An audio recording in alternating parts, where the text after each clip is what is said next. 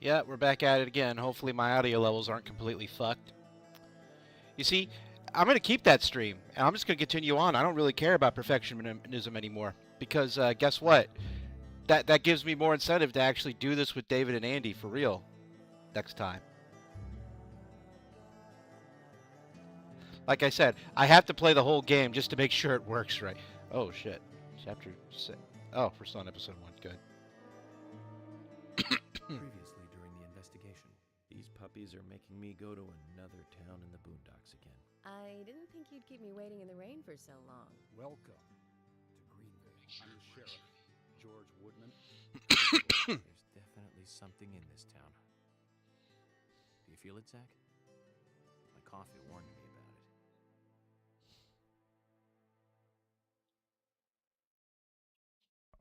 Lollipop, lollipop, lolly, lolly, lolly, lollipop. Ba-dum, boom, boom. All right, what are we doing? Oh, yeah.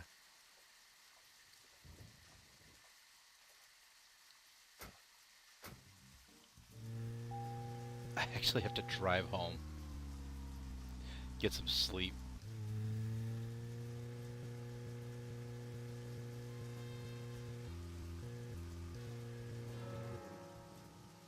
Did my settings not save?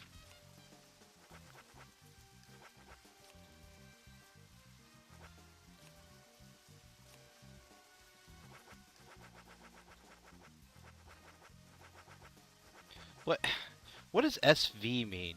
Sound volume? And then what does CV mean? Like, what does CV mean for volume? Is it like, I don't know, communication or something?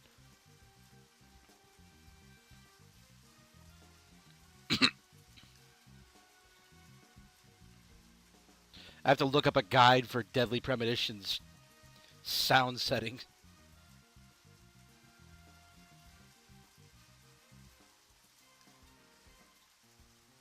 Oh wow, there actually is a fucking guide. Alright. Sane sound settings for new players. BG at 65. We'll do that. SV at 90.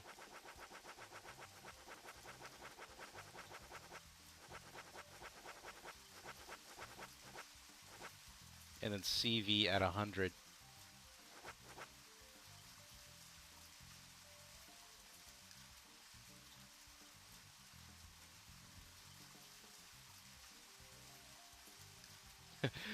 And then someone responded to that going, I recommend against this for new players. Let the default settings wash over you like a finely tuned blanket. Zach, I don't think this is a bug. I think it's a feature.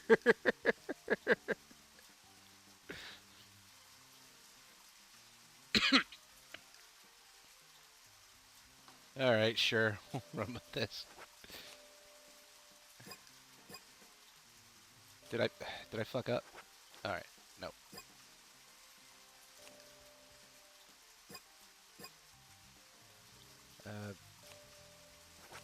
Yep.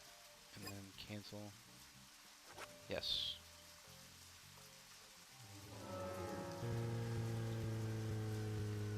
Oh, fuck.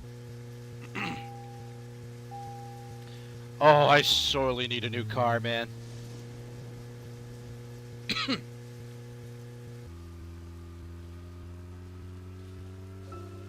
Tremors. I think Fred Ward was in it. You say Fred Ward, and I say Remo Williams, The Adventure Begins. God, come on. It was back in '85, I think. Directed by Guy Hamilton. Guess Hamilton was aiming to start a series like 007, but it had no sequels. A real shame. Do you remember the martial arts they used in that film? Called Sinanju? The ultimate in martial arts, using no weapons at all. Remo's Master Chun ran across water, remember? And he loved soap operas. Man, that's a good character. He was played by Joel Grey, the best supporting actor in Cabaret. Of course, in Remo, he had so much makeup on you couldn't tell.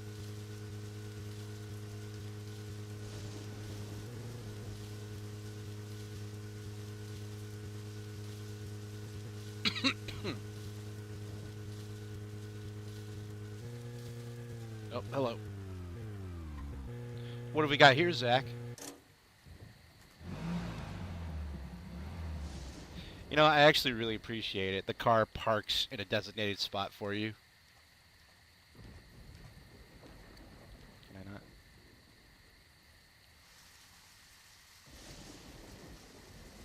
This flower. There's something very mesmerizing about it. I wonder what it's called. I'll take one with me and ask someone later. The flower with no name.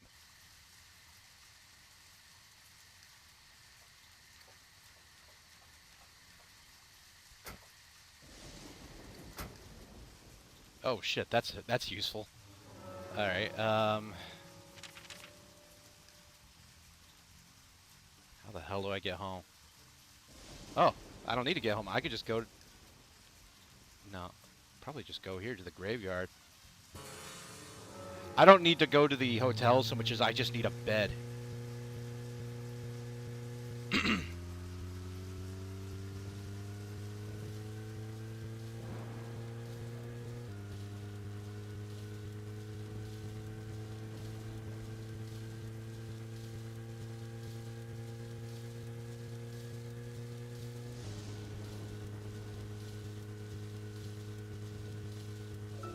Now, Joel Gray's daughter is, of course... That's right, Jennifer Grey. You knew that, right, Zach? Jennifer Grey.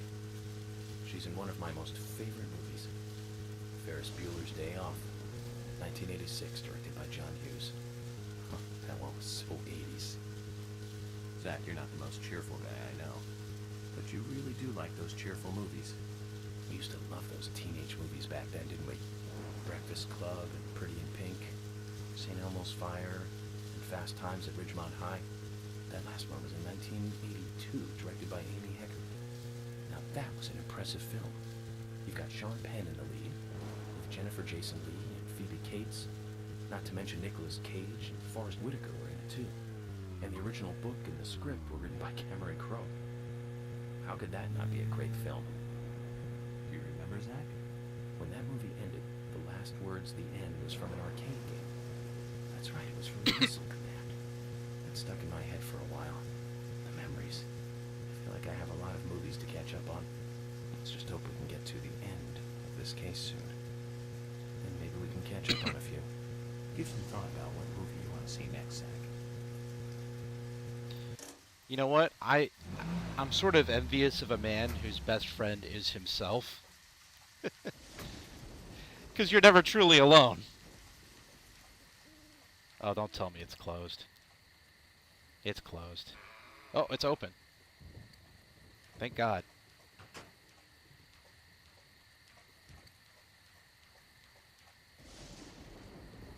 You know what? Oh, there's a bone over there, Zach. Let's go check it out.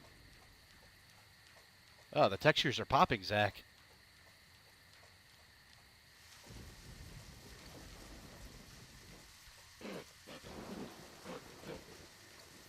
The fuck was that? Oh, it's a dog. Oh, can't get in there, Zach.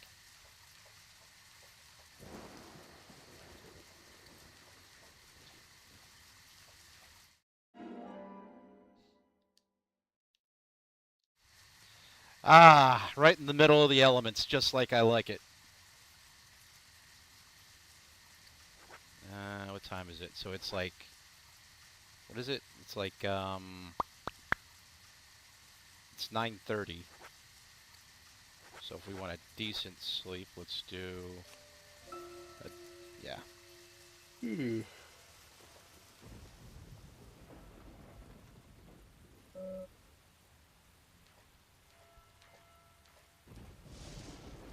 This game is part simulator, so I gotta feed and clothe and bathe my York properly.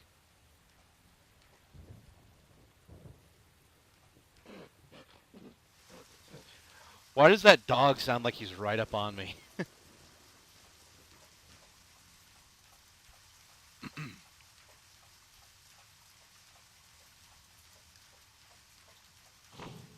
So it's like 6:30, so hopefully something will be open around like 7 or 8.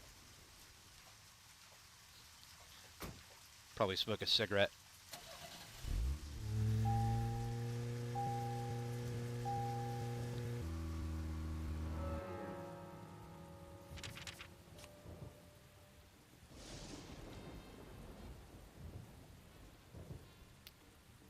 Let's see here. So, I'm at the graveyard, so I should just take a left. And there we go. I'll be in the middle of town. So, yeah, that works out perfectly.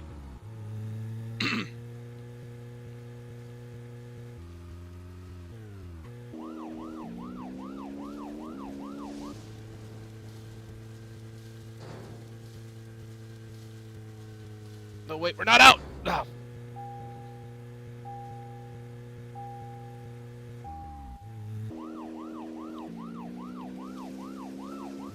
Okay, Zach. I've been thinking about what movie I'd like to watch next. And finally, I've made a decision. It's always hard to narrow it down just to one movie. But I've put a lot of thought into this. And I'm sure you'll agree with me. 1975. Directed by Steven Spielberg himself. The grandfather of panic movies. Set in a small town in Massachusetts. That movie made me stay away from the beach for years. I was always afraid that a hand might come floating up. You know what I'm talking about, right? Yeah. It's Jaws.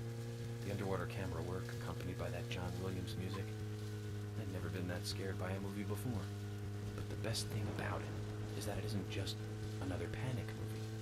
The mayor who won't close the beach even when there are so many victims. And Chief Brody putting the citizens' lives above all else. The film gave a lot of time to the dispute and friction between them. It certainly had a lot of messages for a 2-hour film. That's probably another reason why it was such a record-breaking hit. One of my regrets in life is that I didn't see it at the movie theater. I guess I was still just a child back then. But still, I wanted to taste that terror in real time. That reminds me, Zach. Did you know this one? Jaws also appears in another movie that was produced by Spielberg. Second Back to the Future. It was directed by Robert Zemeckis, who later made Forrest Gump. That's also a masterpiece, of course, but we'll discuss that another time. So the scene where Jaws appears is right after Marty McFly goes 30 years into the future. He passes by a movie theater and is attacked by a holographic shark.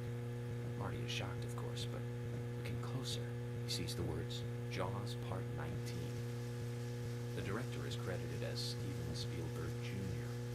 In reality, there were actually only 4 Jaws movies. It was still a great joke.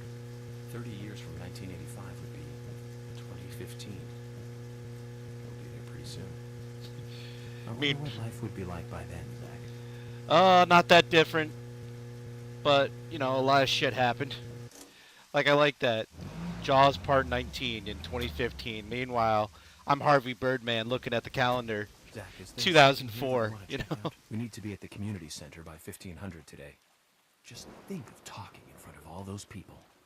What do you think, Zach? It's going to get fun. It's closed.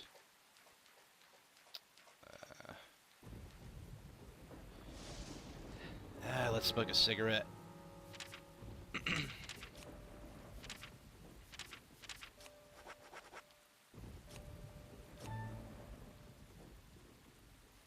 Probably give it like what, 8, 9 o'clock. 9 o'clock's a safe bet. Whoa!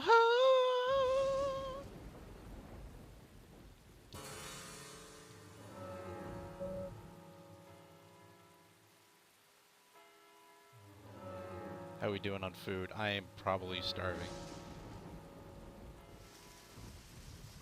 Oh, you know what? Everything's closed because it's rainy today. That really sucks. Oh, man.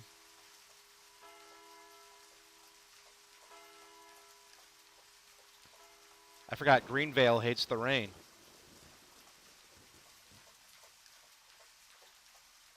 I might as well get some cards while I'm here.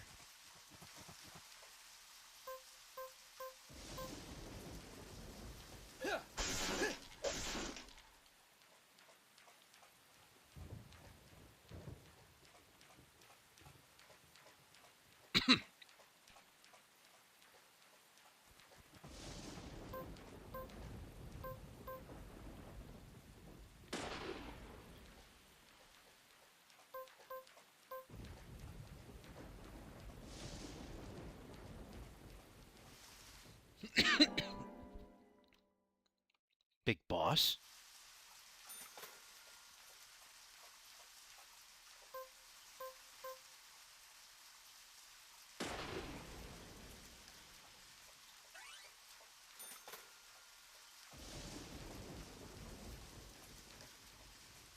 I wonder if it's intentional. I don't remember it raining the first time on the first day.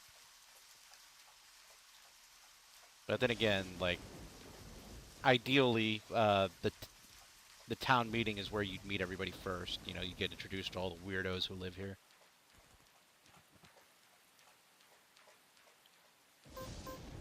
Still, it's kind of shitty. I'm given all this free time and I can't really do anything with it. You've done your service.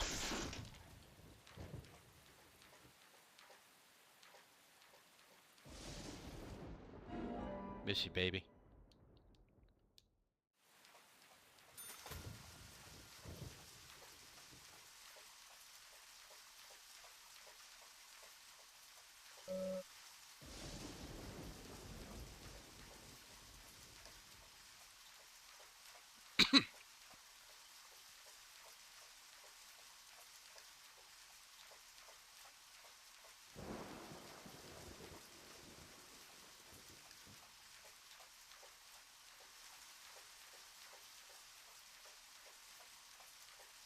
There's got to be something I could do in town.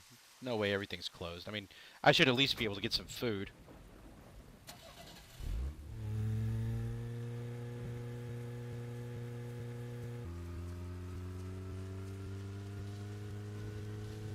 Maybe I can go around and meet some people prematurely.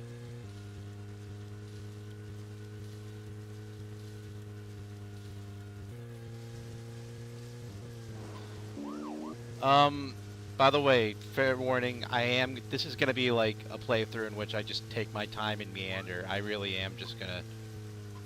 I'm streaming just because I want to. Zach, if you notice anything, just stop me. Closed. I think this is George's house.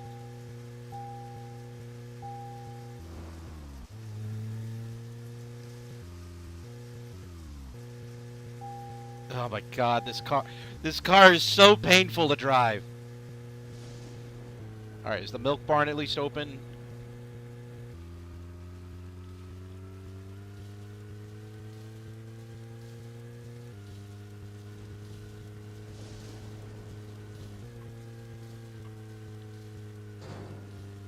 Ah, this superstitious ass town. Well, I mean, you know, gun dealers, I mean, like, you know, surely that's open, right? Ain't no way guns are closed on weekends. Motherfucking piece of shit. It's closed. Everything is closed.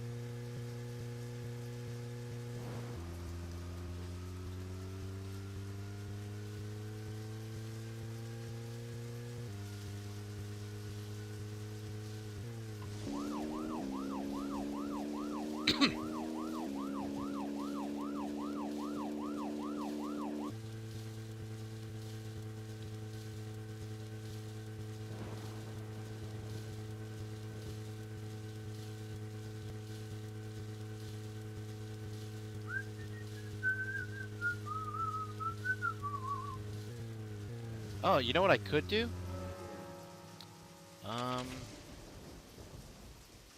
Maybe I should have gone back to the hotel. I think that's it right there. Nope. Alright, take the first left and take the first right.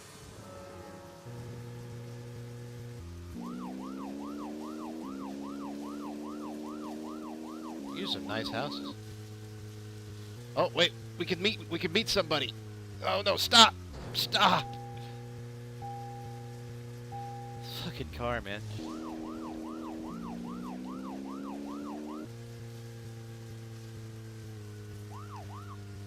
No, stop. It's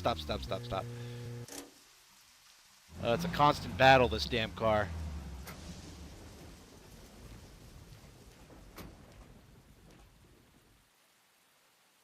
Uh-oh. Uh-oh.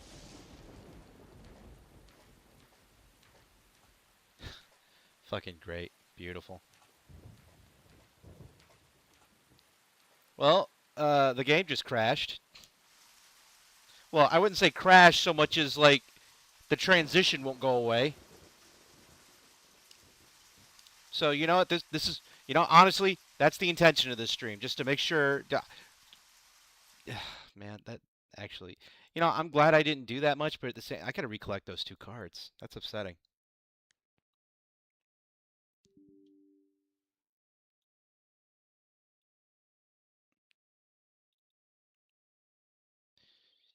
I mean, it's expected, right? Like you have to expect at least one crash when it comes to Deadly Premonitions, no matter how decent the port, you know? That's just the way it is. It's part of the experience, these crashes. I guess I just have to save every chance I get. You never know.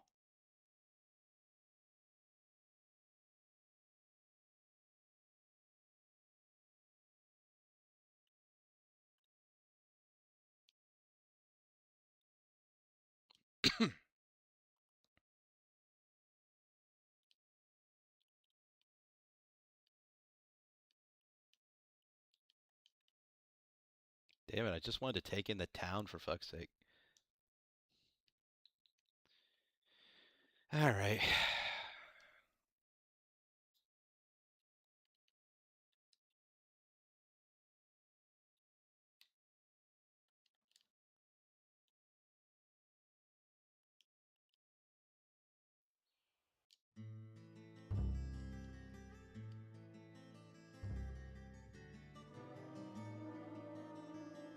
Previously during the Oh man, we're all the way back here.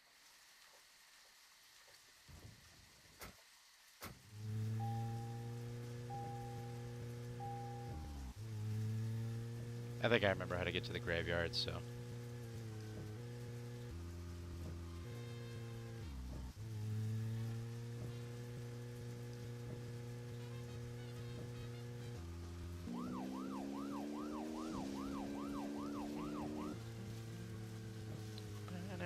Ugh.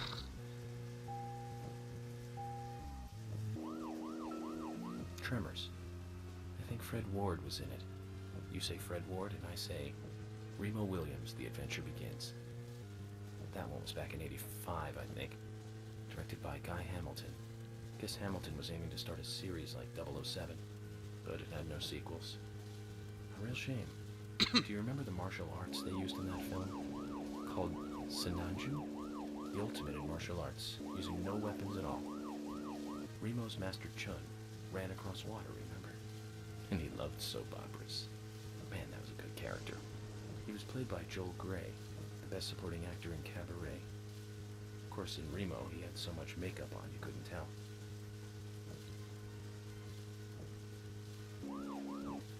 It's like the past half hour didn't happen.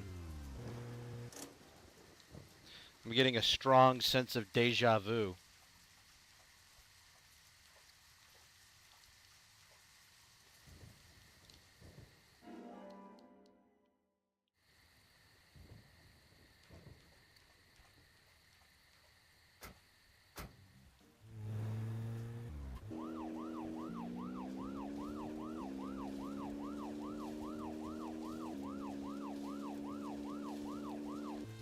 You know what? Fuck it. I'm gonna drive straight to the hotel. I want to have lunch with Polly. Let's see here.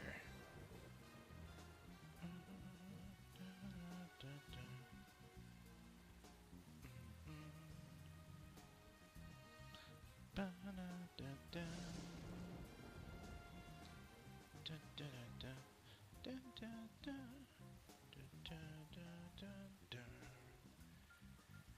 the hell is this damn thing?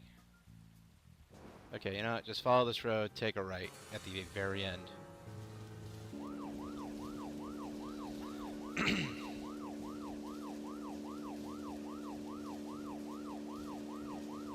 Shit, which way though? Which way on the fork? Or does it matter? I can probably just follow the tunnel, right?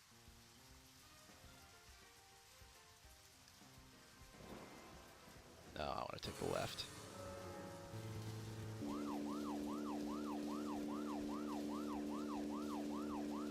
Now, Joel Gray's daughter is, of course. That's right, Jennifer Grey. You knew that, right, Zach?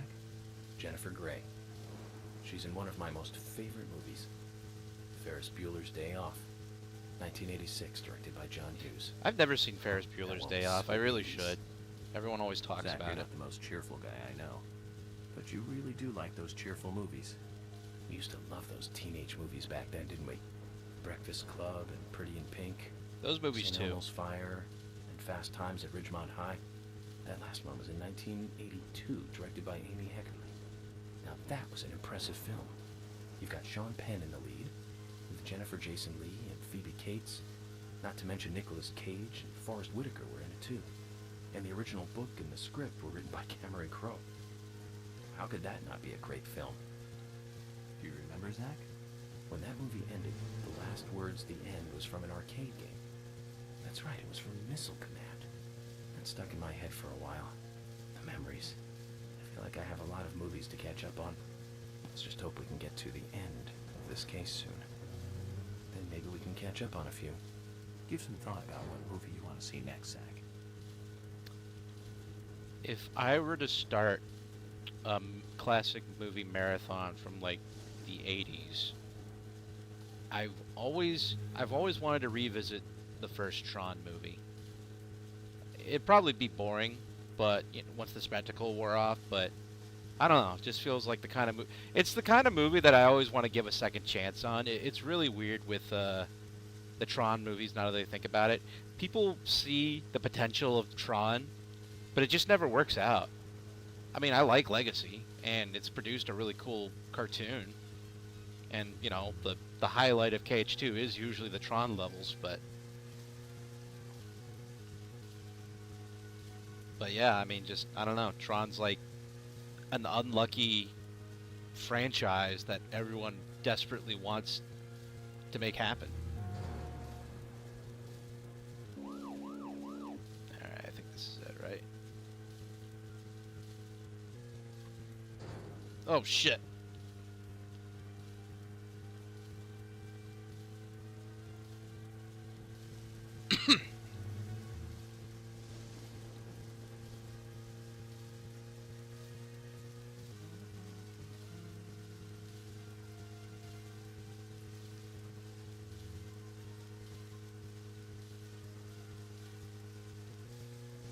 Okay, Zach. I've been thinking about what movie I'd like to watch next. And finally, I've made a decision. It's always hard to narrow it down just to one movie, but I've put a lot of thought into this, and I'm sure you'll agree with me. 1975. Directed by Steven Spielberg himself. The grandfather of panic movies. Set in a small town in Massachusetts. That movie made me stay away from the beach for years. I was always afraid that a hand might come floating up. You know what I'm talking about, right? Yeah? It's Jaws. The underwater camera work accompanied by that John Williams music. I'd never been that scared by a movie before. But the best thing about it is that it isn't just another panic movie. The mayor who won't close the beach even when there are so many victims. Chief Brody putting the citizens' lives above all else. The film gave a lot of time to the dispute and friction between them. It certainly had a lot of messages for a 2-hour film. That's probably another reason why it was such a record-breaking hit. One of my regrets in life is that I didn't see it at the movie theater. I guess I was still just a child back then. But still, I wanted to taste that terror in real time. That reminds me, Zach. Did you know this one? Jaws also appears in another movie that was produced by Spielberg. the second Back to the Future. It was directed by Robert Zemeckis, who later made Forrest Gump. That's also a masterpiece, of course, but we'll discuss that another time. So, the scene where Jaws appears is right after Marty McFly goes 30 years into the future. He passes by a movie theater and is attacked by a holographic shark. Marty is shocked, of course, but looking closer, he sees the words, Jaws Part 19. The director is credited as Steven Spielberg Jr. In reality, there were actually only 4 Jaws movies. It was still a great joke. 30 years from 1985 would be 2015. We'll be there pretty soon. I wonder what life would be like by then, Zach. In the far-off mystical year of 2002. For the love of God, do not crash. Thank you.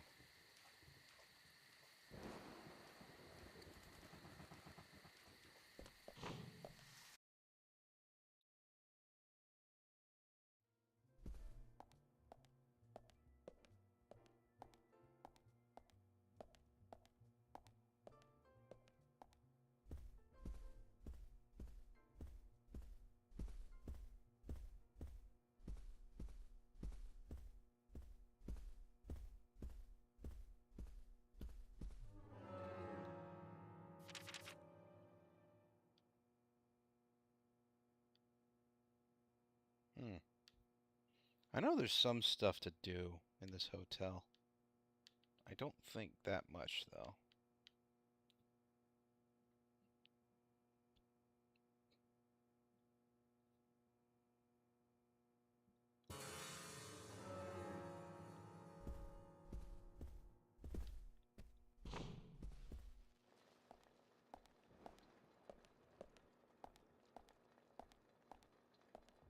I better save, just in case.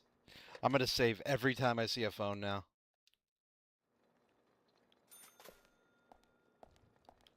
You just never know with this game.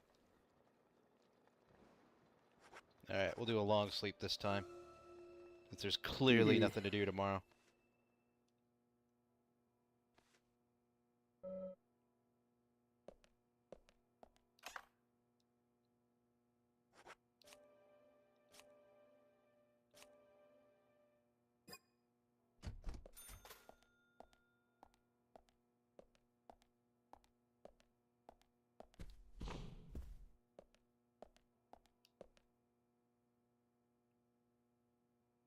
I'm gonna keep my York clean shaven. A handsome man.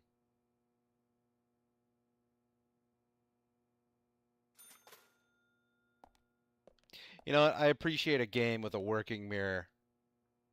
You don't see that now these days. Like everyone's too scared to make like an actual mirror in their game, you know? Like first thing that comes to mind is like Doom 2016. You and your unoptimized games.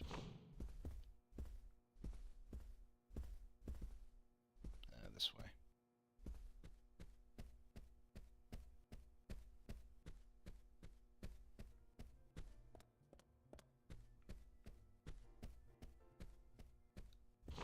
I wonder if I can just have lunch with Polly here or something. Maybe I have to talk to her. Or did I miss it?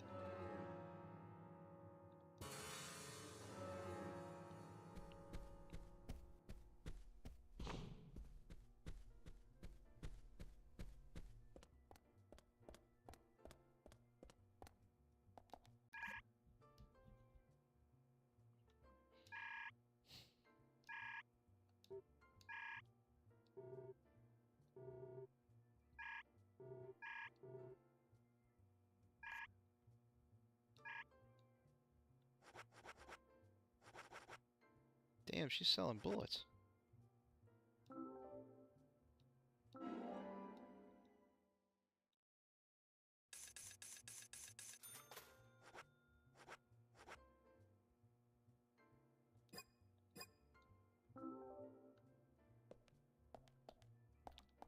What time is it?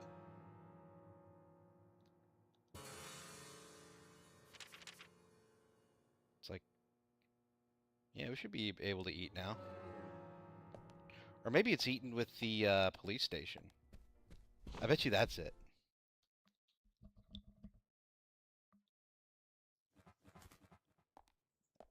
Yeah, it's eaten with the police guys. Alright. Unfortunately, both my fucking cars are not here. Oh.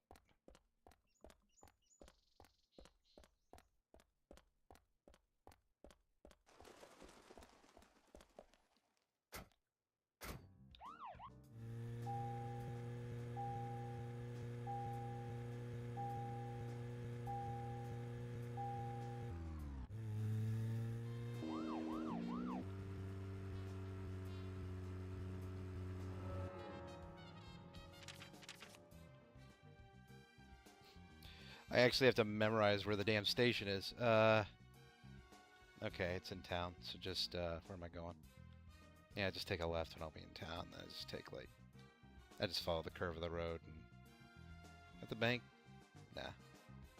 Okay, take a left, and then take a second left. And it'll be on my right.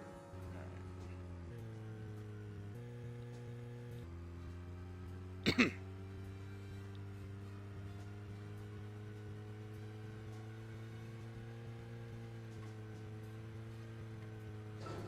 Zach, if you notice anything, just stop me.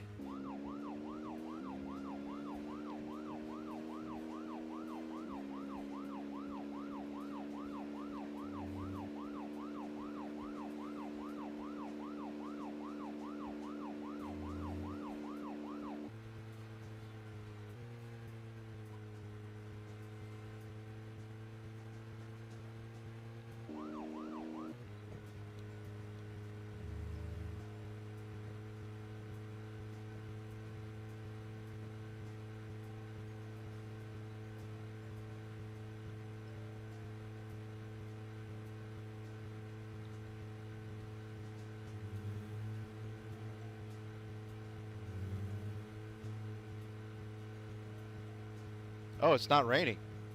So yeah, I guess I just got unlucky. Oh shit, I can meet people today. That's really cool. Maybe this was a blessing in disguise, I don't know.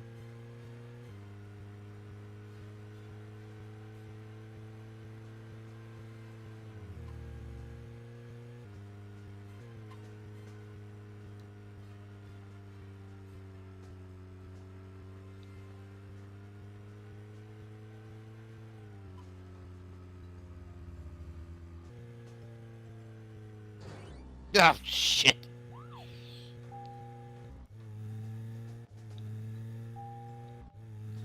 Oh, for fuck's sake.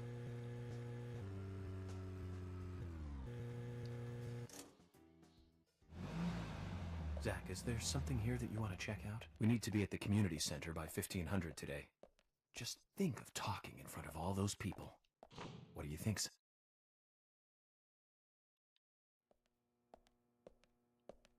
I gotta speak with Thomas, I think.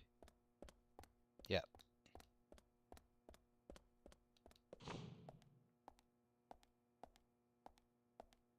What the hell's going on in here?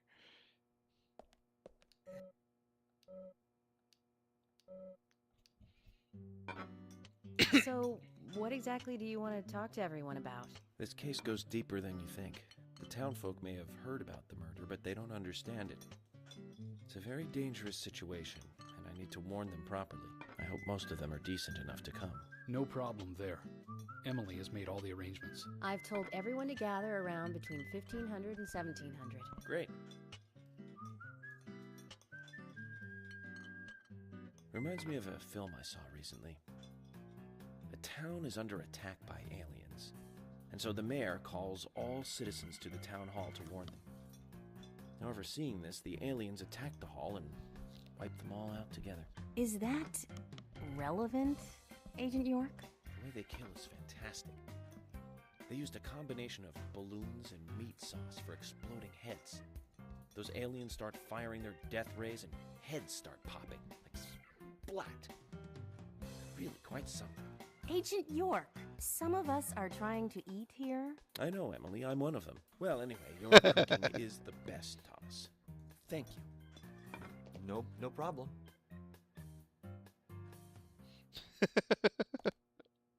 I know, Emily. I'm one of them.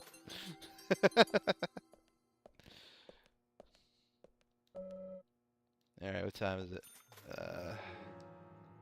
Killed some time, right? Oh, it's 13. Damn, it's already 1300.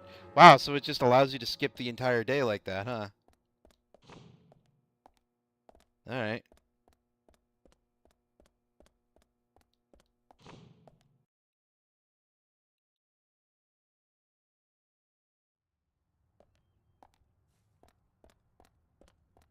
I forgot to save. Always save when you do something in Deadly Premonition. Never not save.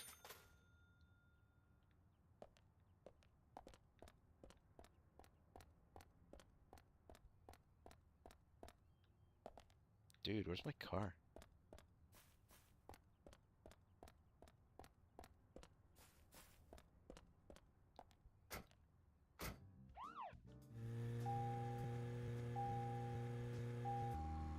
No, actually, you know what? I need another car. That one's already almost dead.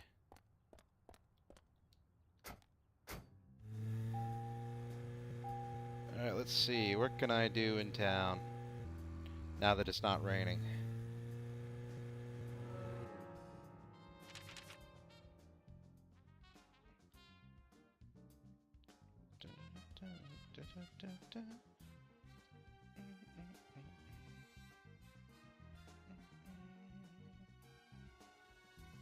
Nope.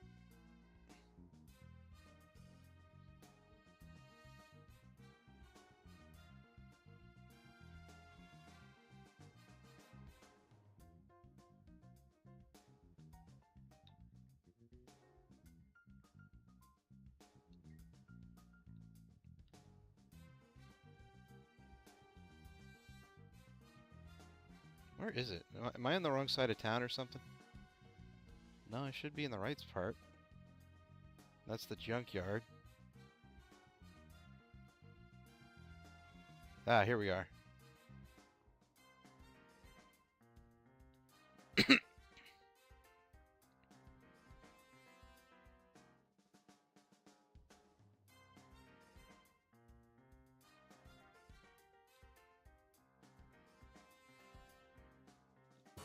Ah, fuck it.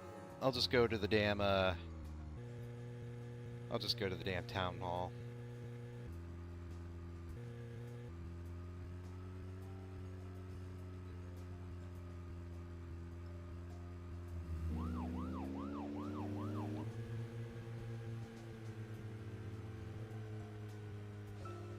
Zach, if you notice anything, just stop me.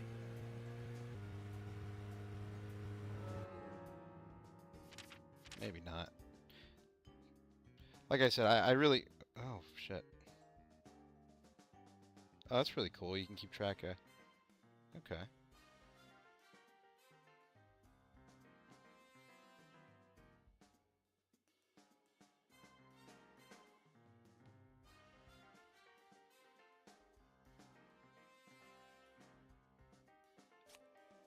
Ugh, damn it.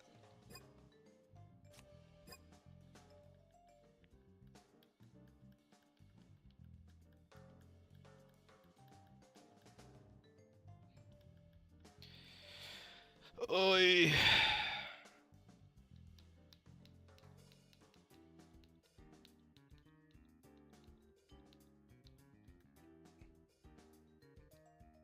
This is the most backwards, ass backwards fucking...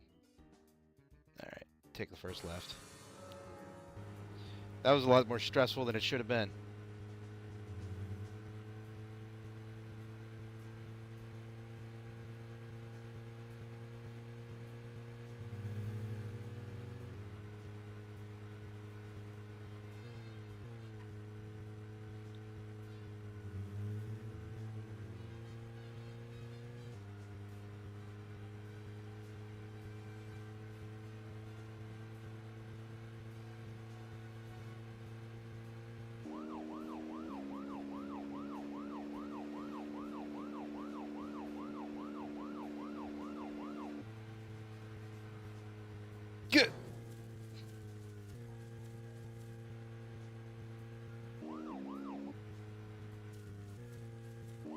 For God's sakes.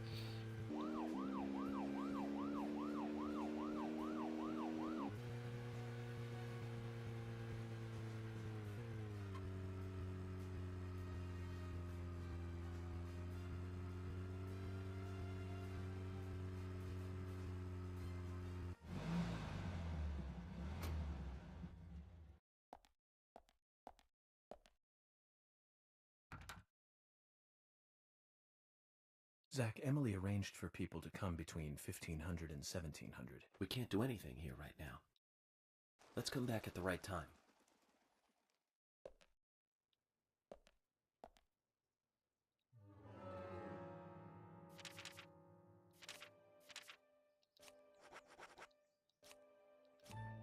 Whoa.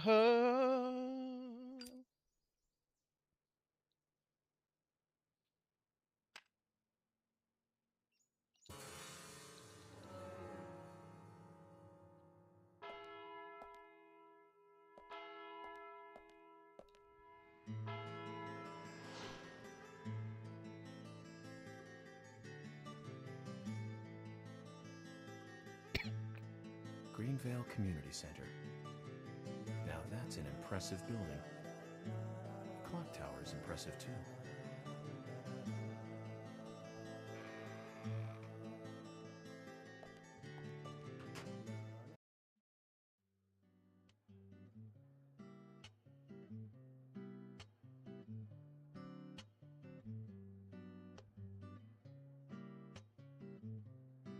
Zach, I haven't been on stage like this since elementary school.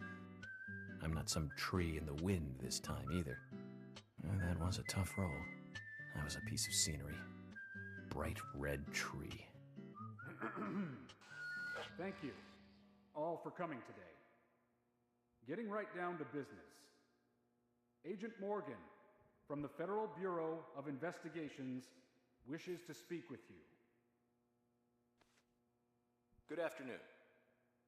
I'm Special Agent Francis York Morgan.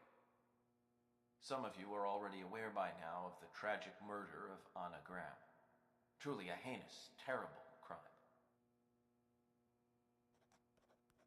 I've come to this town to solve the murder of this young, beautiful girl, and to bring the one responsible to justice.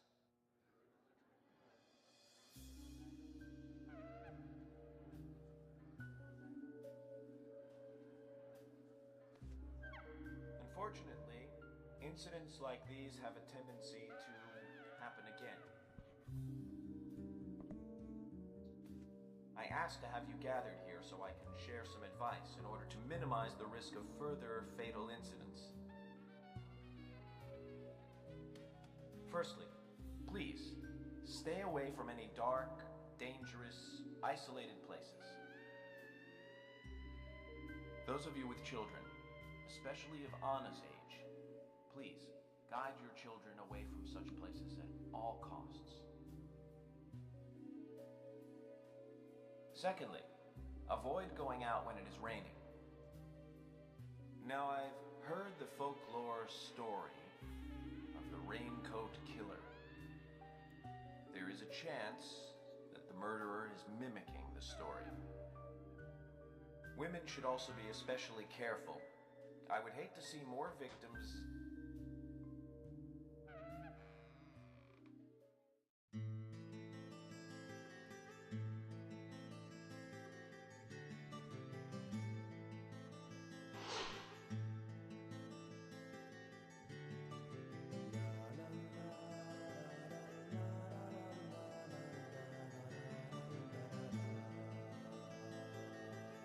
Who's the fashionably late one?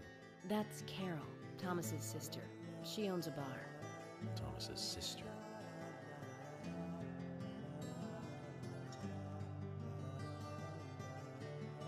Now, excuse me. So, as I have said, avoid going outside when it is raining. Young women should be especially careful. Report anything or anyone suspicious immediately. The murderer will be caught and brought to justice. But you must all remain on guard until we do so. That's all I have to say. Thank you.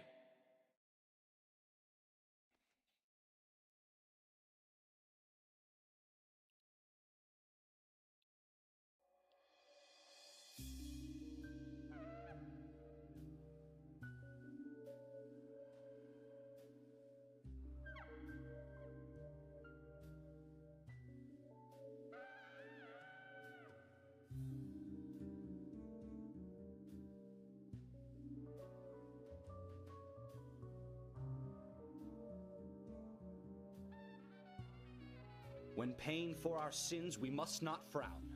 The loss of Anna was for that debt.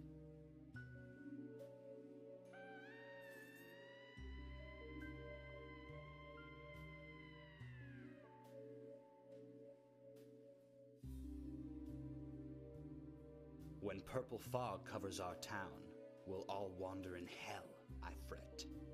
So says Mr. Stewart.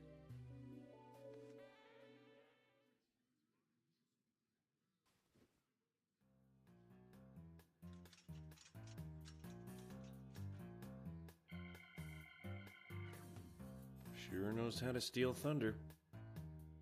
Well then, Zach, let's ask some questions before all these guys leave. All right.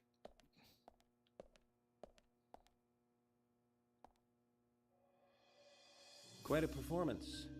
Mysterious and very poetic. But I don't think many of your audience appreciated it.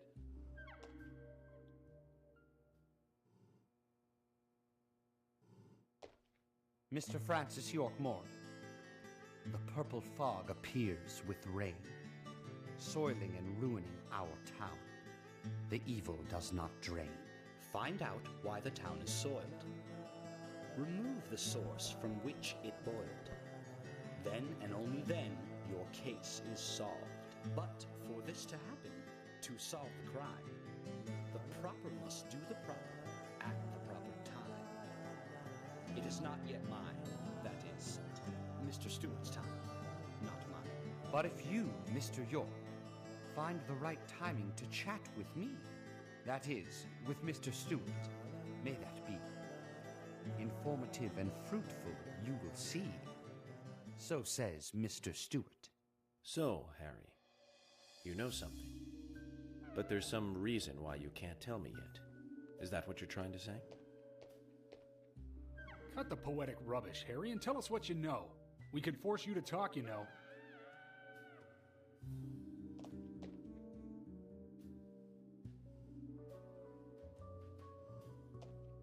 Mr. Francis York Morgan, pay close attention to the signs, the omens, and the premonitions. Small they may be, they still are finds, and helpful to your investigations. So says Mr. Stewart. Thanks for the warning, Harry. But don't worry. Me and Zach, we know what we're doing.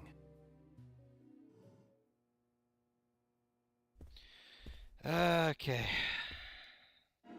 Ooh. So these are all just a bunch of NPCs. We don't need to worry about them.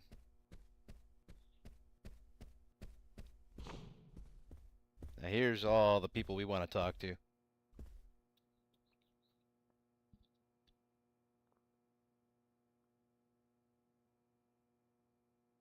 So you're the FBI agent, are you?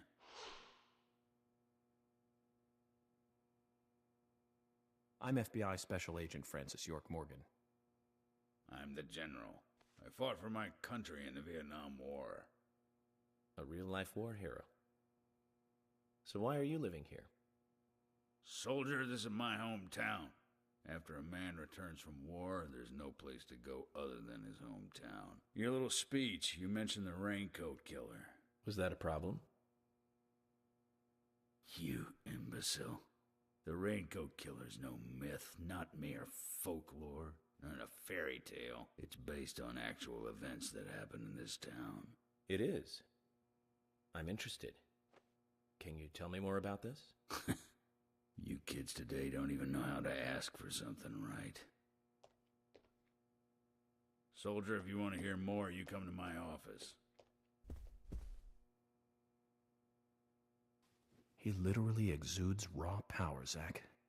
Despite the credibility issues, we should give him a visit. One thing, though. Calls himself a general, but isn't that a sergeant's uniform?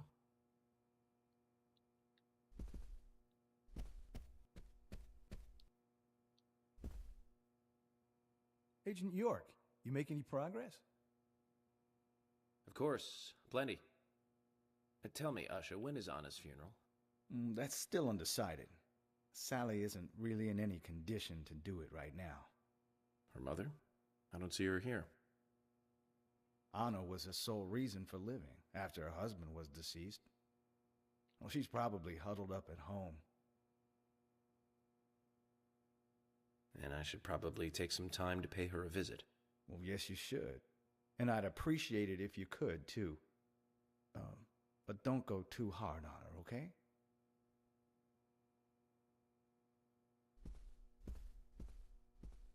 You're in my way. You're impeding the investigation. Are you getting closer to catching the murderer? Hello again, Fiona. Good to see you here. Well, Dr. Johnson told me to be here. He said it would be important. Well, that was good advice. He may be young, but he seems like a wise man. Oh, and he's a very hard-working person, too. Everyone thinks he's some kind of weirdo, but I don't think so at all. People don't understand why he's in the autopsy room all day, but I do. He's doing research to make the world a better place in the future. You know, he already made a fortune in LA with his career. I did not know that. You didn't? Oh, the doctor is a very rich man. He has a really big house over by the lake. Amazing, Zach. He must be loaded. Rich and young. A perfect combination. But you don't get that feeling from him at all, do you? He doesn't show it. That's one of the things I like best about him. Well, I could have been fooled if it weren't for you. Thanks for the valuable information, Fiona.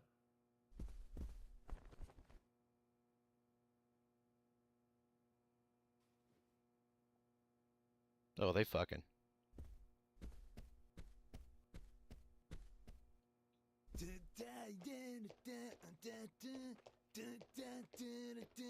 Yeah!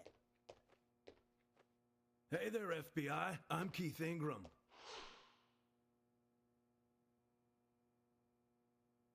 FBI Special Agent Francis York Morgan.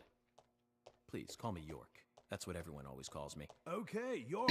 No problem, man. So, Keith, I hear you run the Milk Barn convenience store. That's right, man. Rock and roll! Do you sell raincoats there by any chance?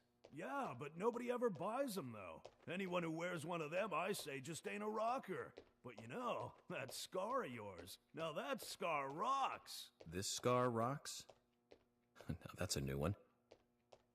I'll drop by your store soon, and let's talk then. Yeah, cool, man. Rock on, FBI! Okay.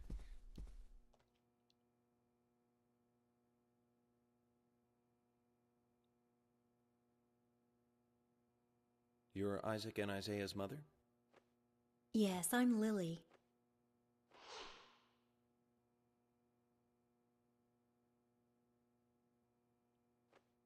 I'm FBI Special Agent... Agent York, right? You are good. The handsome special agent from the big city. The facial scar trademark. The way you introduce yourself. Everyone's talking about you. Well, I can't say much about the scar. But the way I introduce myself, Zach and I consider it a kind of ritual of sorts. Everyone has their own rituals. It's like always leaving the house left foot first. It's one of those things. You certainly are a funny one. So, have you noticed anything strange or out of place recently? Well, Becky's been taking a couple of days off from work, but aside from that, I heard she was in shock after the murder. But... You think there's something else? Well, I took the boys along to see her today. She's always so kind to them, and they love seeing her too. But she took in the boys and told me to wait outside. Something about a special secret between just the three of them. I just couldn't understand it. Now that's interesting. Thank you, Lily. Perhaps we should give Becky a visit tomorrow, Zach.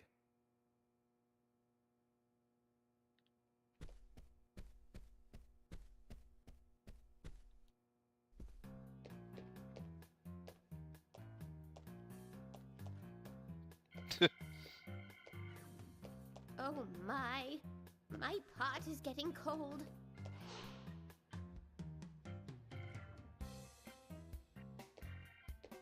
Hey, mister, my pot is getting cold. You are... Who? What are you saying? I'm Sigourney. Sigourney! Sigourney. Okay. Now, what is the matter? Can you explain? No time for chatting. I need to hurry. My pot is getting colder. Oh, you're useless. Zach, we've met all sorts today, but really, she takes the cake. Amazing. Mine.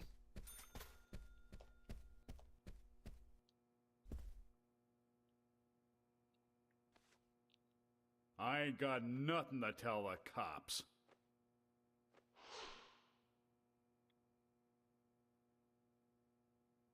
What about the FBI? Shut up. At least give me your name. I'm Jack. They call me Raging Bull. That's a manly nickname. If you want info, it'll cost you. I only talk to Ben Franklin. You know, first impressions are important. I can detain you for a few days, and maybe you'll become more fun to meet. Zach, this is a waste of time. Let's go.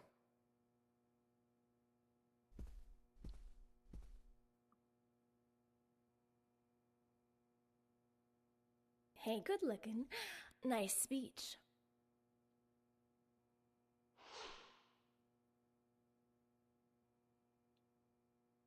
And you are?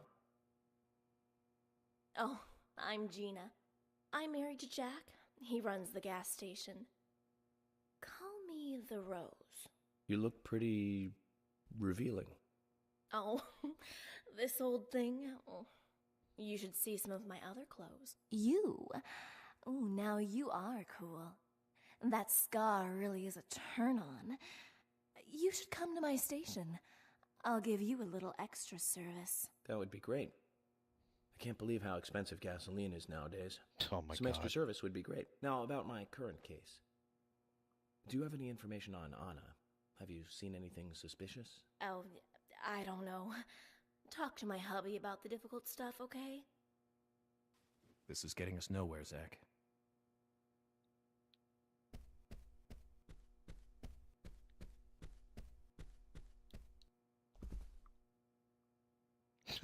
Damn. Reptile skin pants? I'm FBI Special Agent Francis York Morgan. Please, call me York. Wesley, owner of the gun store called Panda Bear. People around here call me the gunsmith.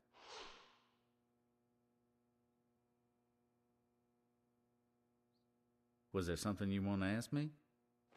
How do you make a living running a gun store in a place like this? I'd be worried because there can't be that many customers. Worry gives a small thing a big shadow. I do gunsmith work in my shop, too. If you got the skills, the customers find you. All you need is a network. I hope so.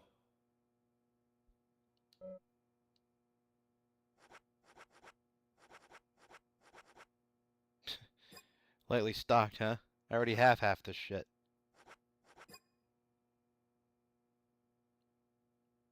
You've got quite a selection here. No wonder people come from all around. Even today, a customer paid me to go to Seattle for some help. I just got back. I see. Well, I'll be sure to visit your store sometime. I'd like for you to take a look at my gun. Understood. Look forward to it. The shop will be open again tomorrow. It's usually open from 2000 to 0600. See you then.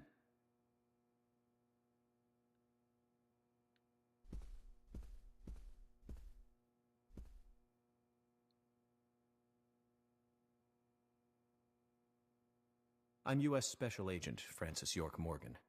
And you are? Olivia, Nick's wife.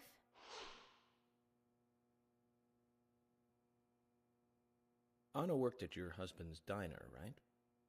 What kind of girl was she? Well, she was a very hard worker. A nice girl. Did you ever see her acting strange? Well, not really. But there was one thing. Well, you see, the diner closes when it rains. Many shops do that around here, as you might have heard. Anyway, Anna always seemed unfocused the day after it rained. And came in late, too. It was almost as if she used up all her energy the day before.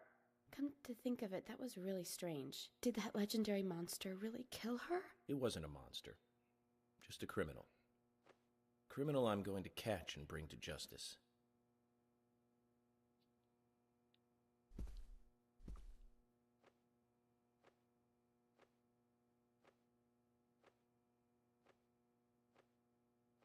I'm U.S. Special Agent Francis York Morgan. I presume you are the owner of the diner that Anna worked at? That's right.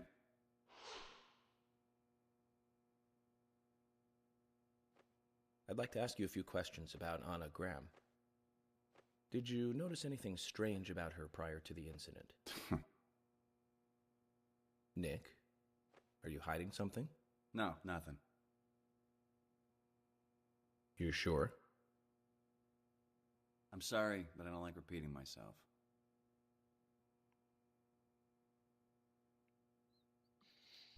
Oh, you'll get yours. They all do.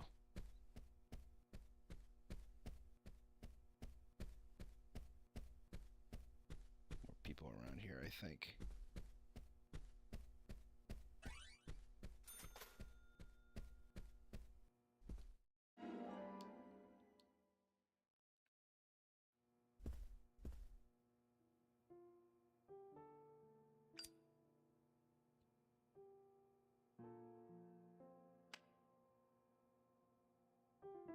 Anna was an airhead.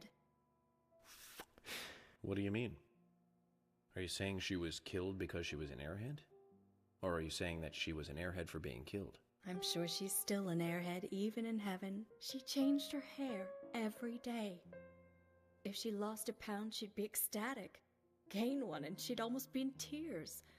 She broke many, many plates every day at the diner, and she'd always have a smile on her face.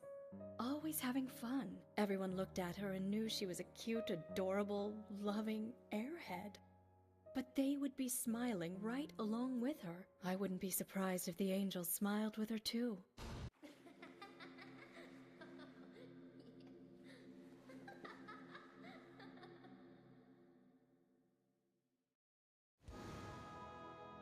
Isaac and Isaiah said that Anna was a fairy of the forest, a goddess.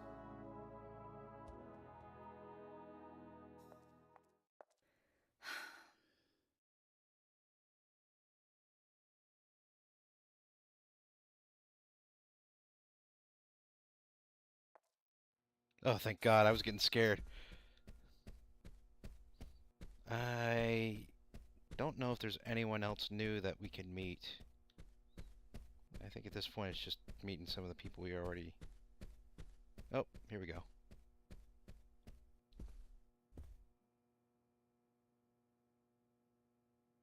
You're York, right?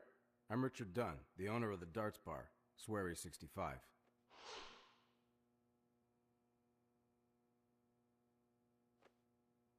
How'd you like the town? Oh, it's great. Aside from the murder that happened here. Yep. Murder just doesn't fit with a small town like ours. Well, Richard, I'll have to correct you on that. Crimes don't care about size. Big town, small town, just isn't a factor. I guess you're right. So, how did you know Anna? I've known her since she was a child. She was the same age as my son. You know, she always stood out, being pretty and all, just like her mother, Sally. What do you know about Sally? Well, I went all through school with her right here in town. I never thought our children would be the same age. I don't see her here today. Ah, well, see, she lost her husband, and this time it's her daughter. She's at home right now, trying to make peace with it all. You seem to know a lot. How long have you been in love with her? Hey, don't go there. That scar of yours tells me you got your hands full too, right? Let's not dive into personal matters. It'll be better for you and me. You're right, Richard. Collecting gossip won't help with the matter at hand. Shit, dude.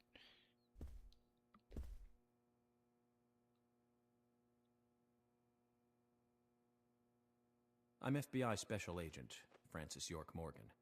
So Anna was killed. But why does that bring the FBI here?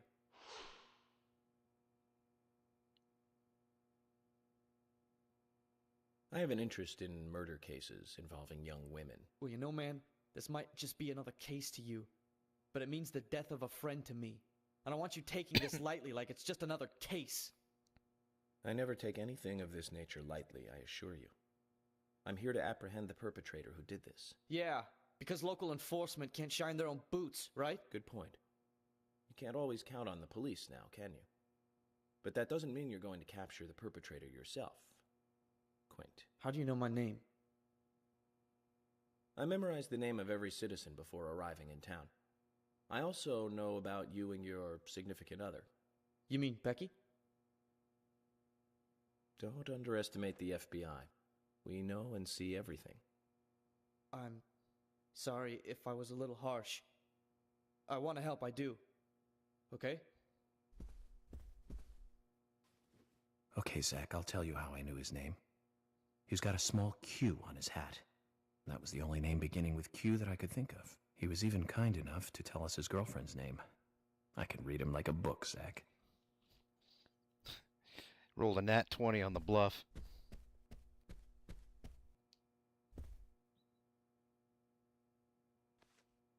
Good evening, Agent.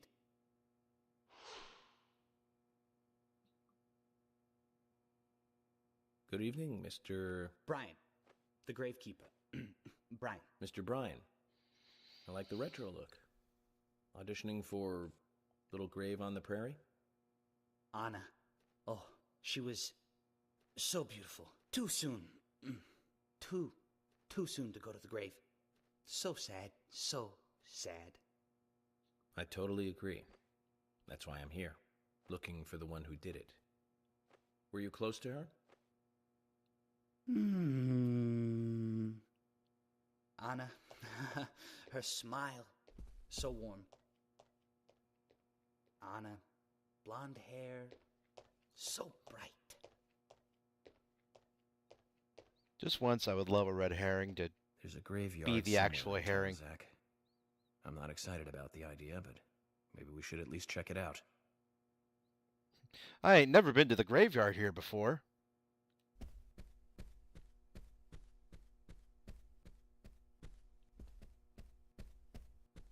I think that's about it. Alright, truly for real this time, I think that's about it.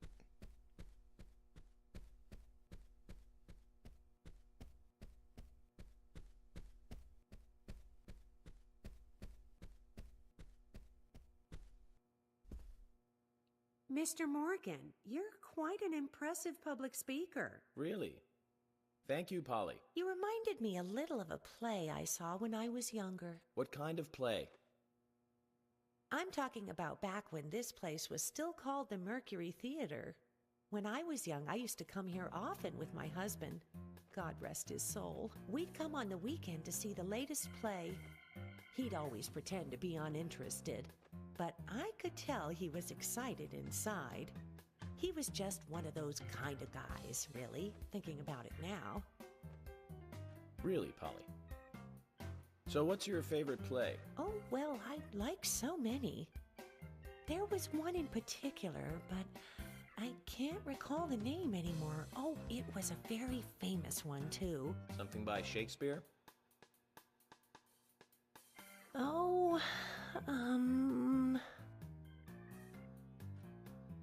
no, nothing. One more bell that doesn't ring anymore. I've always been forgetful about the plays we used to see anyway. Oh, and my husband would get angry at me for forgetting what we saw. He'd go on for hours retelling what the play was about.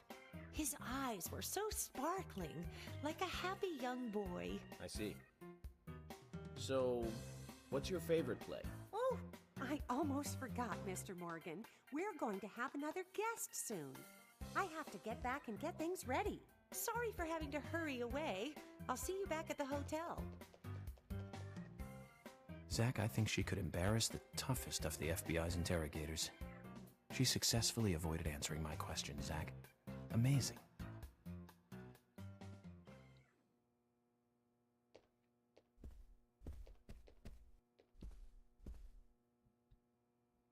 Jim, thanks for your help in the forest.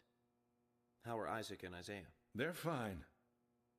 They really seem to love their grandpa. Well, I guess they do, son. I want to keep them away from the filth of the material world as much as I can. Their mother agrees, which is why she lets me take care of them so often. And that's why I want you to solve this case quickly and go home. Those rumors about that scar of yours do more damage than good around here. I guess I reek of the material world, don't I? I have to in order to do my job. But I understand what you mean. I'd think the same if I was born in a place like this, Zach. He's usually very open-minded. Oh, cool, I did it. I actually managed to talk to everyone. Agent Morgan, I'd like to let everyone go home now. Let's go outside.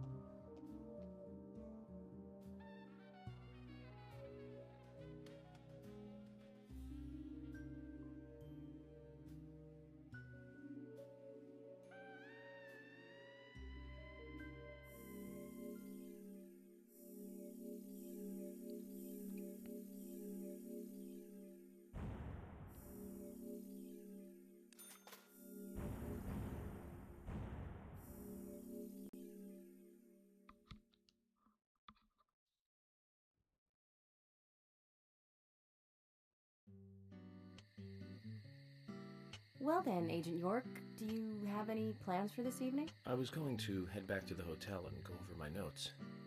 I need to contact HQ and give a progress report, too. Okay, then let's call it a day here. Sounds good. Contact my office when you finish your report. We'll pick you up tomorrow morning. Diane, the owner of the art gallery, should be back soon. All right, then. Let's do that. Hold on, Agent York. We're going out to eat at Nick's Diner. Would you like to come with us? The diner. That might be nice. Thomas is a great cook, but Nick is the real deal. No visit to Greenvale is complete without eating at the A&G. A very appealing proposition. Zach, what do you think? We can always go back to the hotel after eating dinner, or go directly back to the hotel. You decide, Zach. Mm-hmm.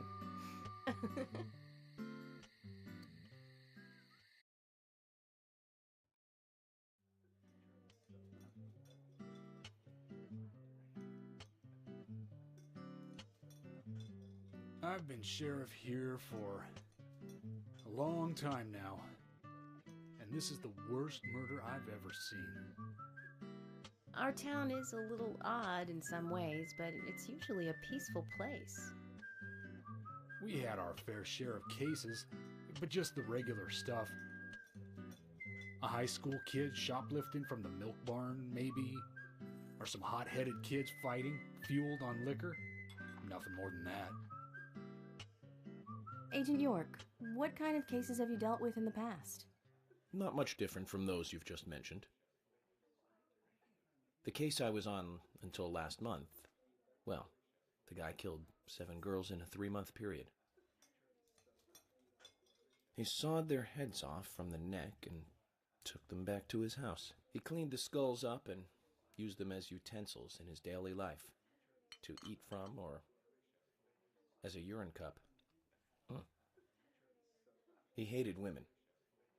That was his way of dealing with it.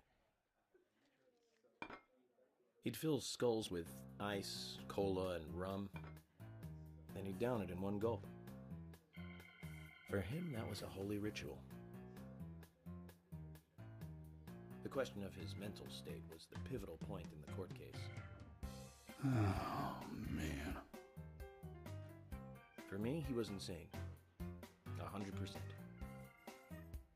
Drinking from the skulls, well, that is one thing, but those he had used to relieve himself, he would then just use them to drink from, too. Yeah, that was too much for me. It's just not sanitary. Not sanitary. That's probably not the problem for most of us. What else? Ah, yes. An ingenious law school student raped over 800 victims. That was a nasty one. Jesus, Thank you, how? Agent York. Now, let's talk about something else. 800. You don't want to hear any more? That's a shame, isn't it, Zach? I was just about to get to the good part, too. Sounds like you live in a totally different world. I mean, you're like an elite agent who just jumped out from a movie or something. In your eyes, we must look like we're just playing cops and robbers. I give up. I can't compete with you. Don't say that, Emily. The cases you have solved are all full-fledged crimes. A crime is a crime. Size doesn't matter. There is no big and small. Crimes always have a criminal and a victim. No victim will ever welcome a crime, no matter what its size. So, fundamentally, there is no difference in size. Well said, Agent Morgan. We work day and night to preserve peace and order in this town. You understand that, right? Of course, but still, I don't view shoplifting and Anna's murder as the same level of crime. Me neither. I never even dreamt that such a thing could ever even happen in this town. I keep on expecting to see Anna here in this diner, waiting on tables. Yeah, everybody knows everybody here. Excuse us, Agent Morgan. We should have made dinner a more uplifting experience. Let's call it a night. Okay. Good night, then.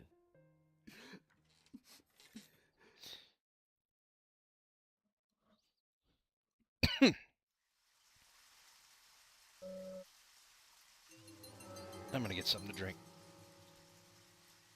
This is definitely like a slow burn kind of game.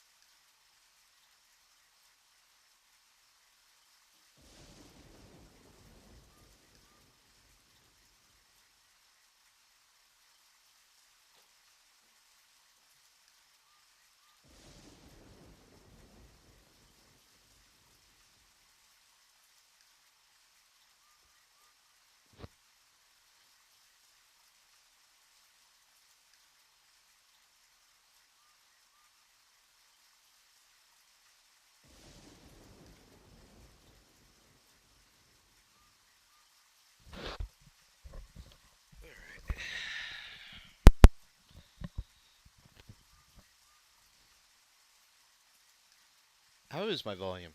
I need to check on that.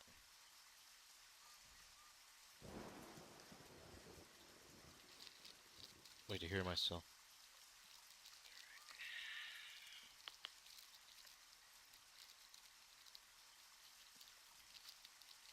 How is my volume? I need to check on that. That's not too bad.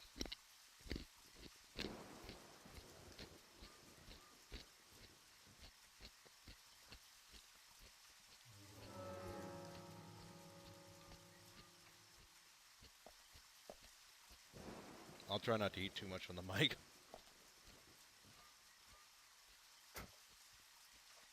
Try and eat a little bit healthier. I'm the kind of guy who likes to snack and eventually get tired of potato chips. So I switched to carrots, which I've surprisingly taken to. I used to not like eating baby carrots, but it feels like nowadays I just can't get enough of them. I wonder if it's eating, or I don't know, just keeping myself busy. You know, like, you ever eat when you're bored And yeah, like taste is one thing, like I mentioned. Zach, if you notice anything, just stop me. The whole eating potato chip stuff is good because everyone likes a good potato chip. It's just I think lately I've just been getting tired of like junk and all that.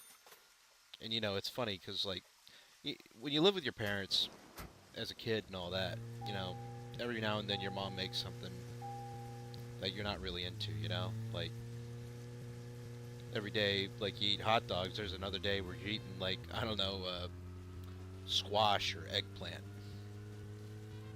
and you're just most certainly not into it. But you know what, I wouldn't mind some eggplant right about now, or maybe not eggplant, but just like I don't know, what's one vegetable I didn't like? So, where shall we go next? Stuffed bell pepper. I used to really hate stuffed bell pepper, and then recently my mom made some, and I just couldn't get enough of it. Maybe that was just me more nostalgic for my mom's cooking.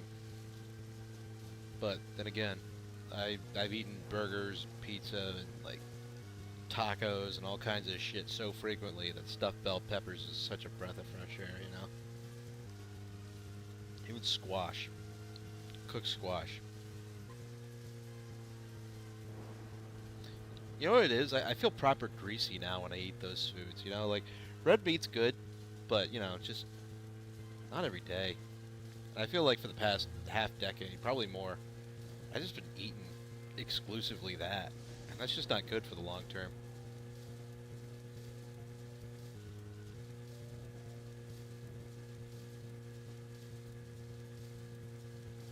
So, try to mitigate that. I try to count calories. I try to walk. Get your 30K steps in every week. It's been tough. My route was kind of closed due to construction, so that really hindered my plans. Recently started a diet pill, so. But I'm properly counting my calories, I looked it up, I think it's supposed to, like, for men, you gotta keep it around, like, what, 1,500 to 1,800 per day. And if you can lose a deficit each day, you'll be fine. I don't know, don't take my word for it.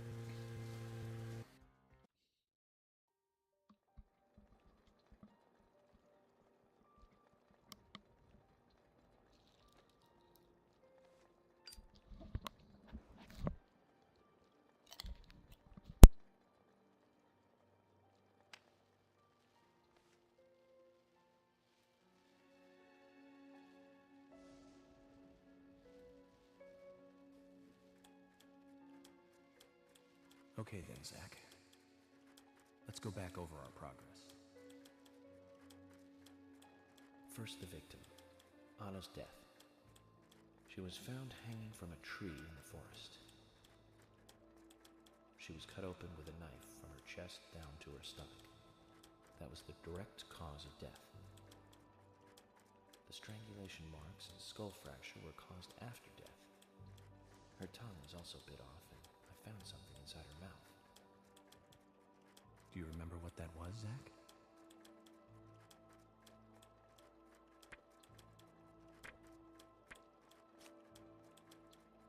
That's right. We found the same red seed in her mouth. According to Emily, it was raining when Anna was killed, but traces of tears were still evident on her face. Which means the perpetrator killed Anna under a roof in the lumber mill, and then carried her body into the woods after it stopped raining. We found numerous important pieces of evidence at the site of the crime.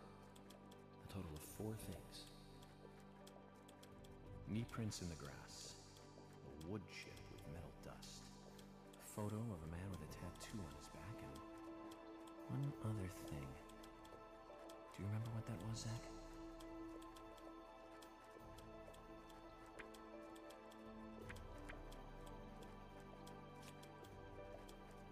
That's right, a broken stiletto heel. Aligning this with the other evidence suggests that 2 people came into contact with Anna's body prior to it being discovered by us. Those being the perpetrator who killed Anna and Miss Stiletto Heel. there is also the possibility that a third party carried Anna to the woods. That means we could be dealing with 3 people. 2 or 3 people. In any case, Miss Stiletto Heel may have vital information. We need to find her next. We didn't use forensic methods, but we're still closing in on the criminal.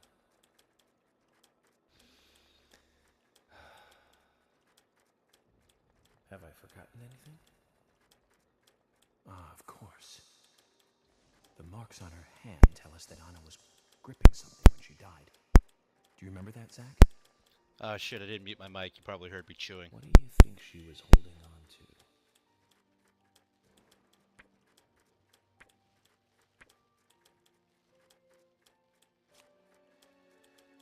That's right. A round object. The marks on her hand suggest a peace mark. The man in the photo found in the woods had a tattoo of an upside-down peace mark on his back. These two could well be related. But we don't know for sure. Next, the townfolk. A few are worthy of special attention. Carol McLean, the singer and bar owner. She's Thomas's sister. Then there's Nick Cormack, the owner of the diner. Both of them seem to be hiding something. There's Diane, the owner of the art gallery, who's out of town. Then we have problematic, old, rich, and eccentric Harry. Both will be tough to crack. Well, we just have to go one by one. I've been thinking, one of the biggest rewards here is the fantastic food.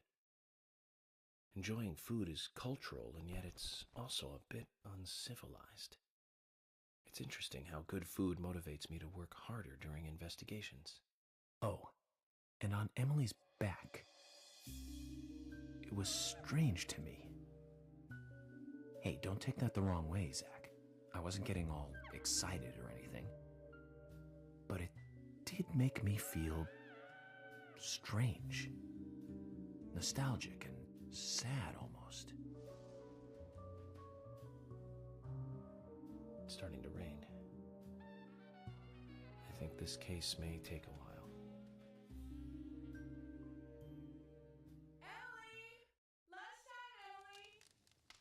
I'll eat later. You'll eat right now, young lady. You need to listen to your mother.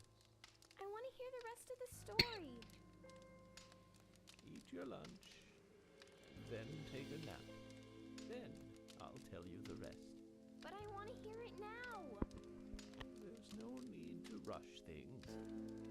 You must live your life at the pace that is right for you. Honey, are you coming?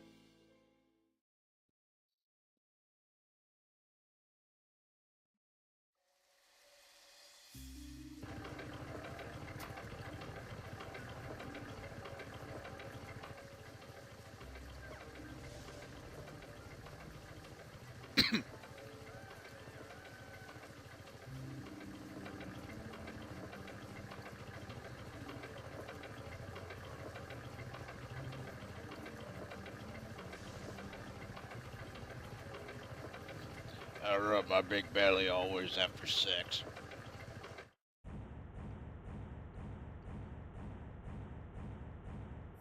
Makes me feel like I had a whole meal.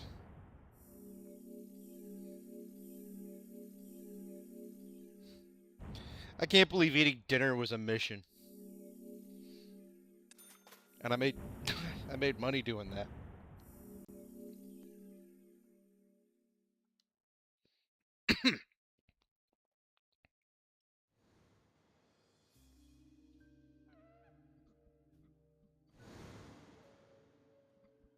Are you thirsty? You must be very thirsty. You only take milk with your coffee? Coffee with milk. That's all.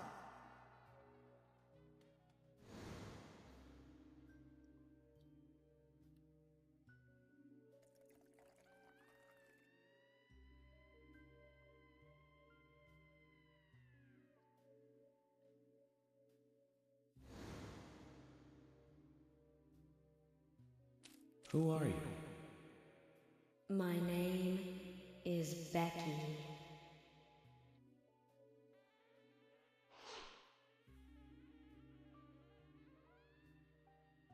What are you doing here? My name is Becky.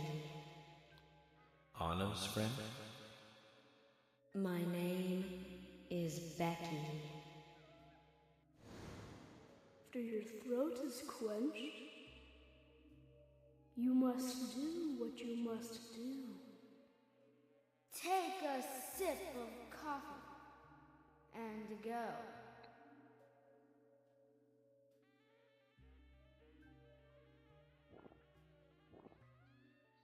Let's rock. Huh?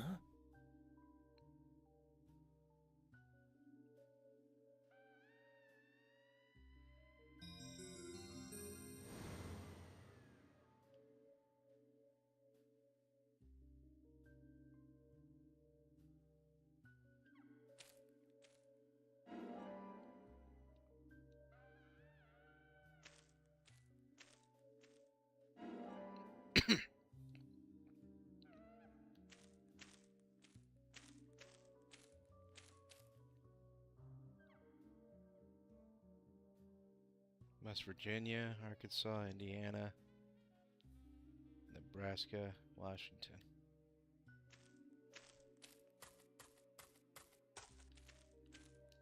Oh, shit. That was weird.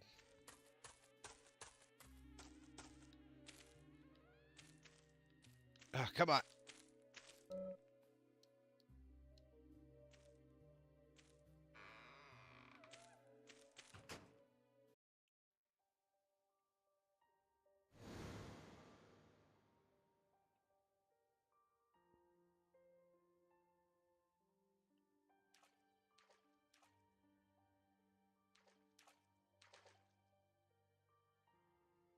Do whatever you want, game. I don't care.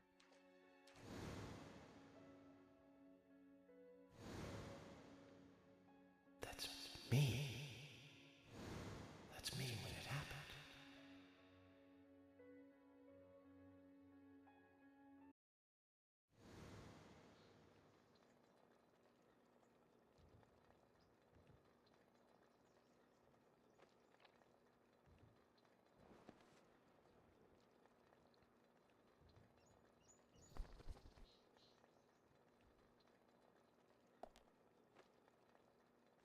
Zach, this case looks like it's directly related to us.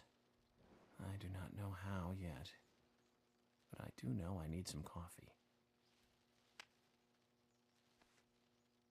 George said he'd have someone pick us up in the parking lot. Let's get some breakfast with Polly first.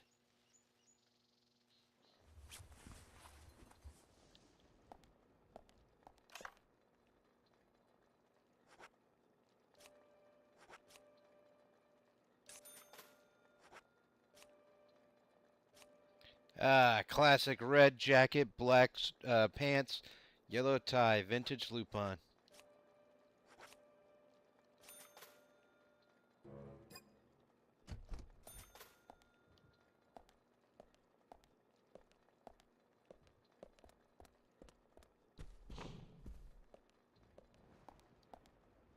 Oh man, it's raining.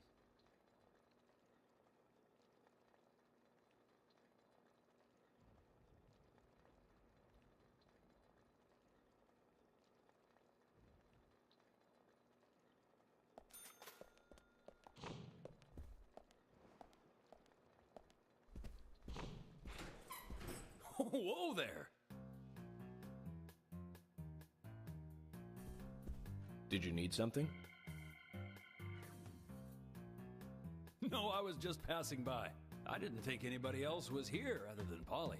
The door opening like that it surprised me, that's all.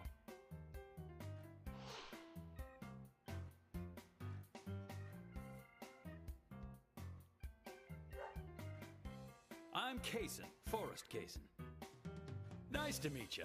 I travel a whole lot, you see, selling tree saplings. Just the usual salesman doing the usual road trip. Sometimes I feel, I don't know, like a jolly old bumblebee spreading pollen. FBI Special Agent Francis York Morgan. I get it. You're the special agent Scarface that everyone's yakking about. Nice to meet you, Francis. Special Agent Scarface? I'd need a bigger scar to live up to that name. Call me York. That's what everyone calls me. What? You got it. York. Is this your first visit here, then? No, sir. Actually, I've been coming here once or twice a year for, a while now. I don't get much business here, but it sure does make a fine vacation.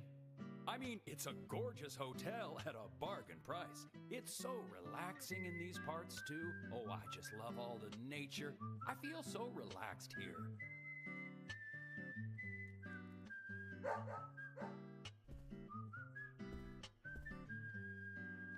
Say hi to Willie. Oh, don't worry, he's a good boy.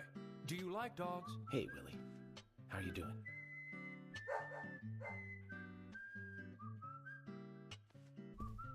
He's pretty smart, too. Oops, before I forget, let me give you this. It's just a sample of what I sell. Thank you. How kind of you. A small, little, innocuous red tree. He's So, a fucking what magician. brings the old FBI out here? Sounds like more than just a vacation. A murder, actually. The perpetrator is still out there. Try to stay indoors at night and during the rain. We want to prevent it from happening again, okay? Oh, it's a darn shame. Places like this used to be the safest in America. Could I ask you something? Do you know a lot about seeds? Seeds? Gardening, huh? You don't look like a green thumb, but let me tell you though, I'm pretty much the only one who can make those saplings sprout.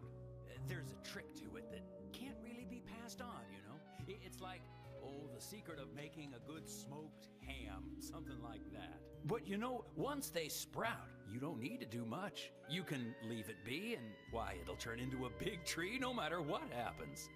Kind of like those stocks that politicians buy that just keep growing and growing. Well, you just wait and see. This town is gonna love them. Right. We were just about to go take a morning stroll, so I'll get going. Good luck now with that case. Thanks. Zach, do you remember what the coffee said? Forrest Kaysen. F.K. This show has just begun.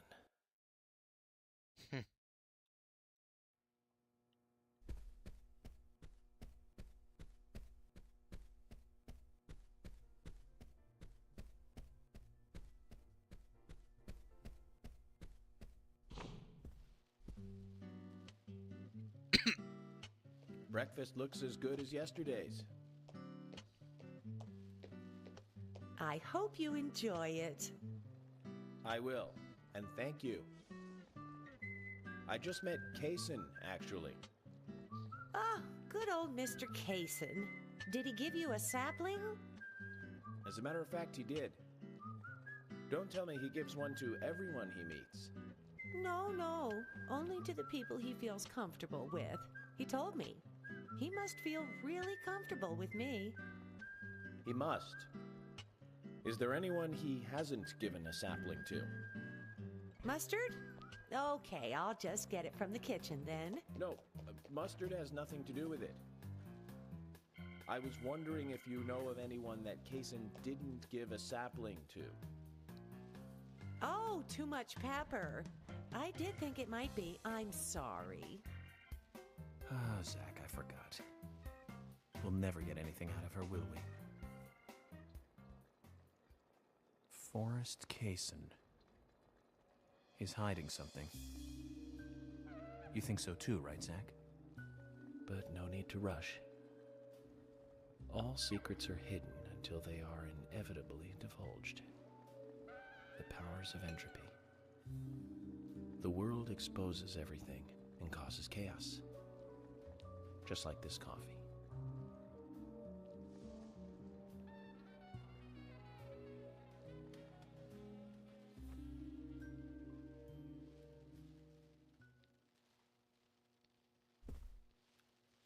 All right.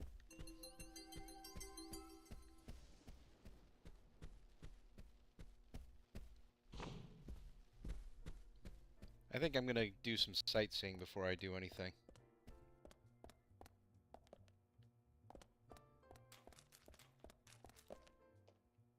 Wonder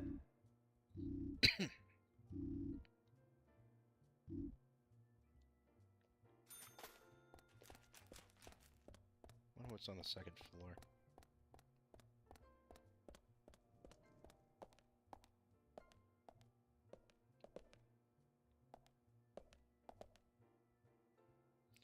Wait, is there something actually written there? Or is it Lorem Ipsum? Yeah, it's Lorem Ipsum.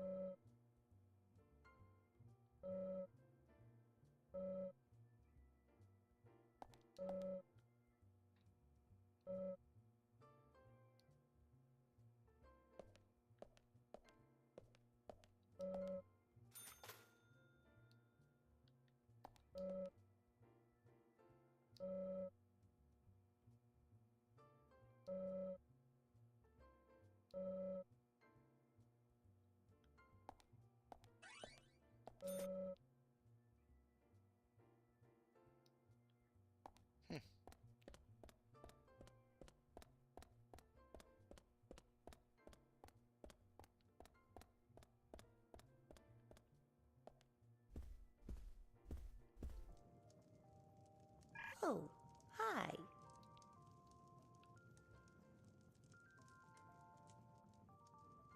What's wrong, Polly? You look a little tired. I'm fine. Well, it's just that I was cleaning up my room, and so many memories came flooding back to me. Memories? Oh, my dear, Mr. Morgan, that's not the kind of question you should ask a lady.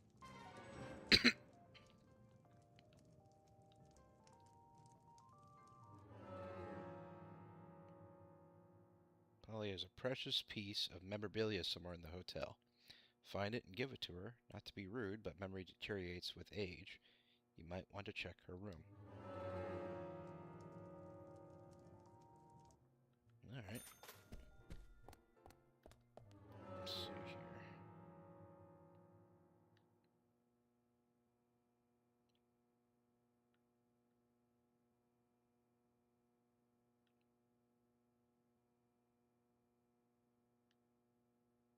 Probably that one at the far end.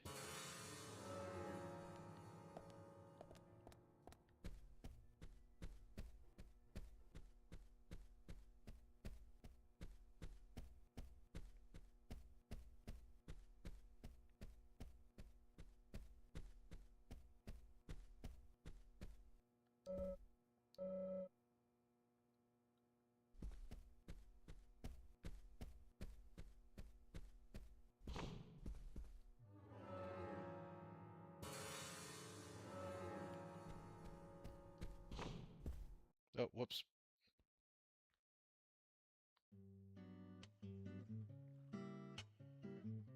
Good morning, Agent Morgan. Did you sleep well? I'm not ready for you. Morning, George. Dreamland was quite nice. You do look well rested. Oh, I was up practically all night doing paperwork. Thomas helped me out, so I was able to go home and get some sleep, but not enough. Diane got back into town late last night. We should give her a visit.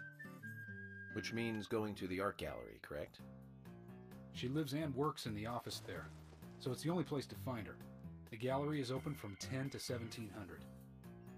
Time for some art appreciation. A cultural activity in such a small countryside town. Amazing, Zach.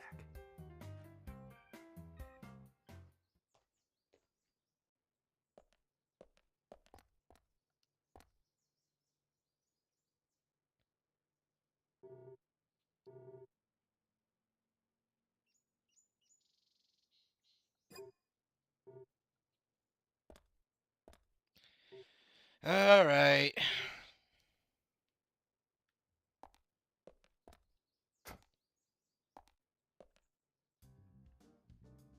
The gallery is called Muses Gallery.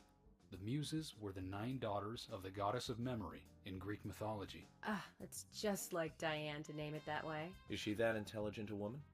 Oh, maybe. You'll see for yourself soon enough. Did you see how Emily reacted, Zach? I sense that this Diane is not popular among other women. I can't wait to meet her. The gallery is on the north side of town.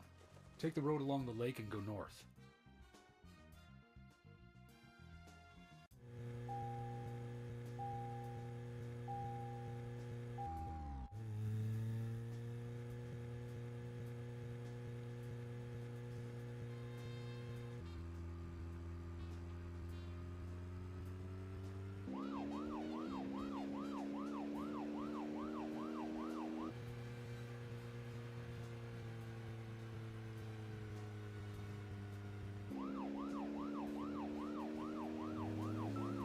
An art gallery in such a small town.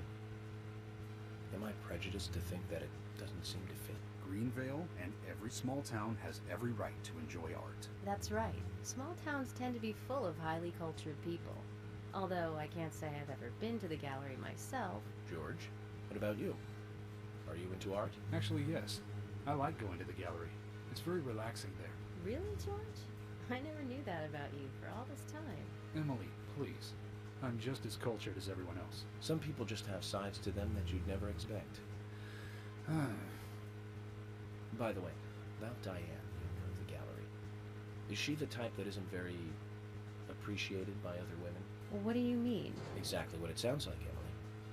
Is she very attractive, especially to the opposite sex? So you're asking if she's sexy, right? Well, she does always wear high heels. And definitely, it's, hard to explain. But that doesn't make me biased, okay? She just seems to look down on people.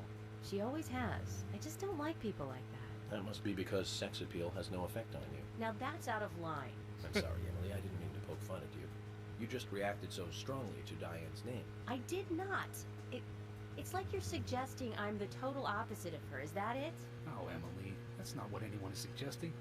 Let's just drop this conversation, okay?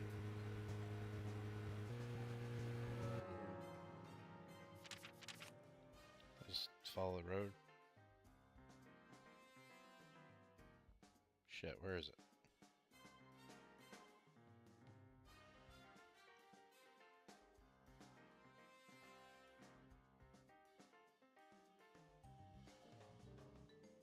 Yep, just follow the road.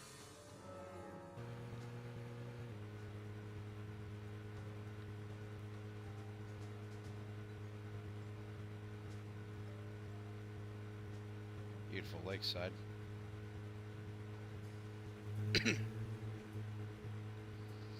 You know, part of me can't help but wonder what this game would look like with like a proper coat of paint, you know? Like, what would a high-fidelity Deadly Premonitions even look like? I couldn't even imagine that.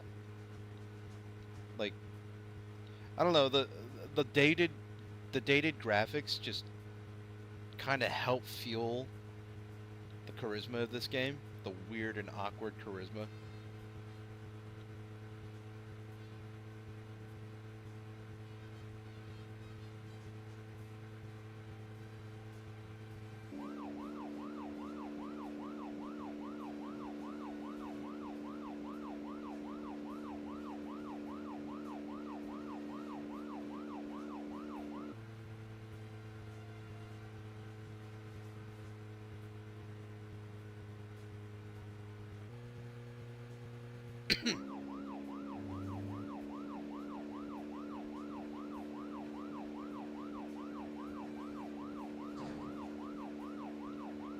shit.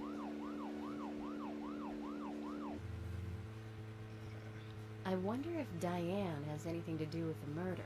Diane moves on a whim and acts on impulse. We don't want her leaving town, so shut up and let's get to the gallery.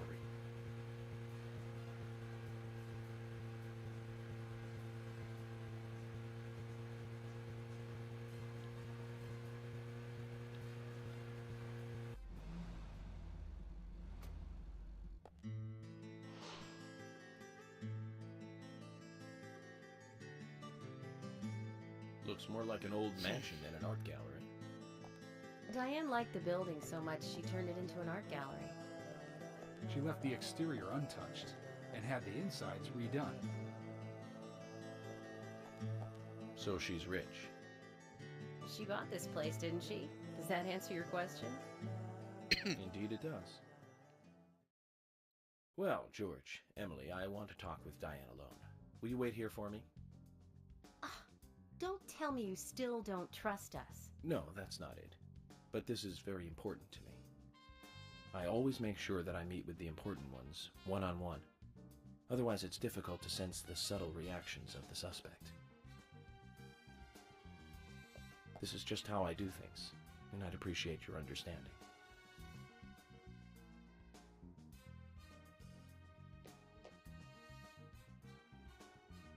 But go on then. You're not going to listen to us anyway, are you? You're starting to understand me, George. Well then, Zach, let's go and meet Lady Diane.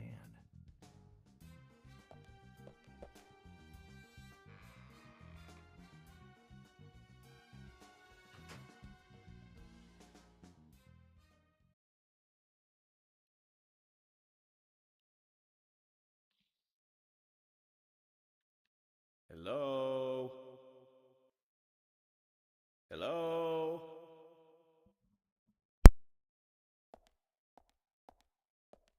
No reply. Let's take a look around then, Zach.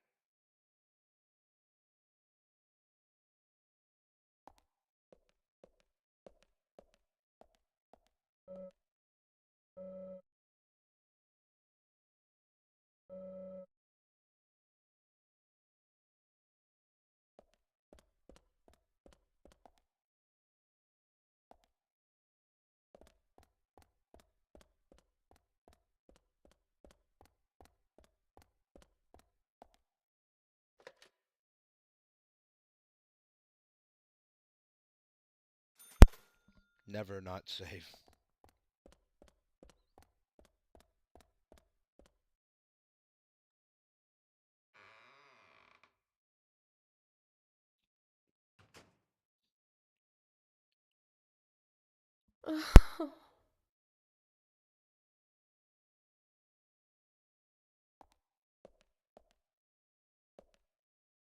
Hello, Olivia. Do you like art? Yes, I do. Well, I mean, I like trees. Trees. Okay. Ah, but I see because these are all tree paintings. Do you come here often then? Well, no. Just sometimes. I'm sorry, I really need to get back to the diner. Zach, she was lying about something. She said trees, not paintings of trees. She doesn't need to come here to see trees. There's tons of trees outside.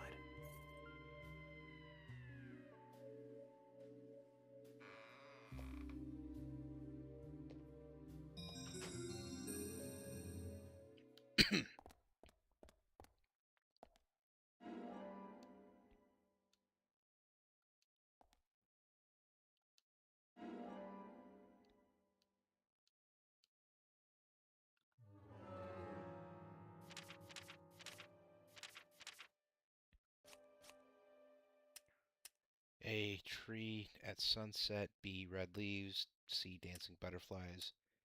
Past the office, number of red trees.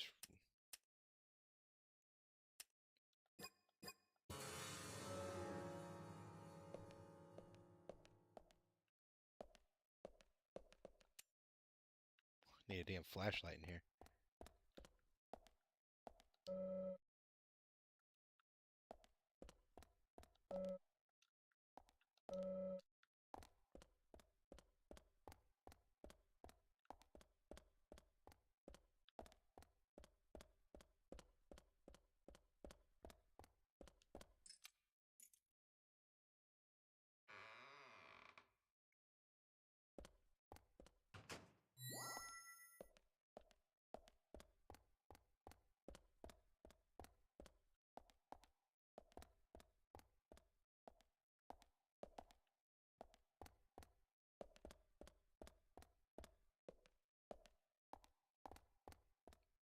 They are all of trees.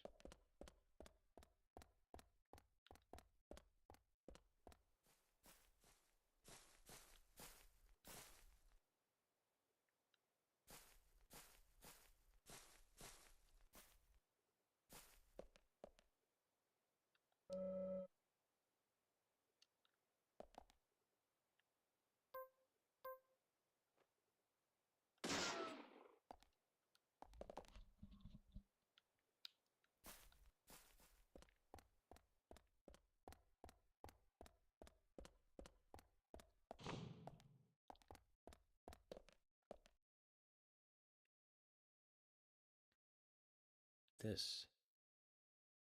Call this a painting? A bit primitive with poor composition. Hardly the work of a master. But strangely, though, it powerfully exudes a soft, warm feeling. On the back it says, Guardian of the Art Gallery, in fresh strokes. So someone added that recently. Guardian of the Art Gallery. Wouldn't that be Diane? And why is this painting here?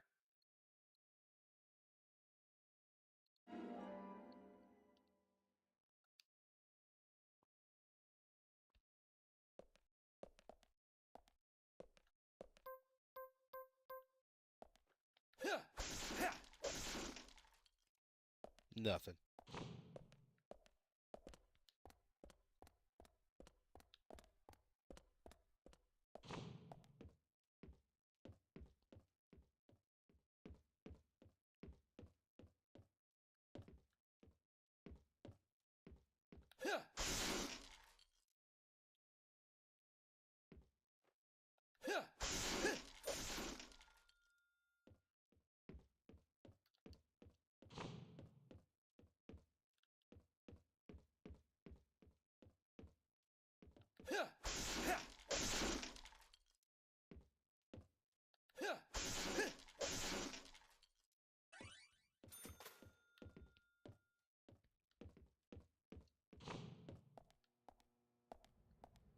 Oh, I'm starting to get lost.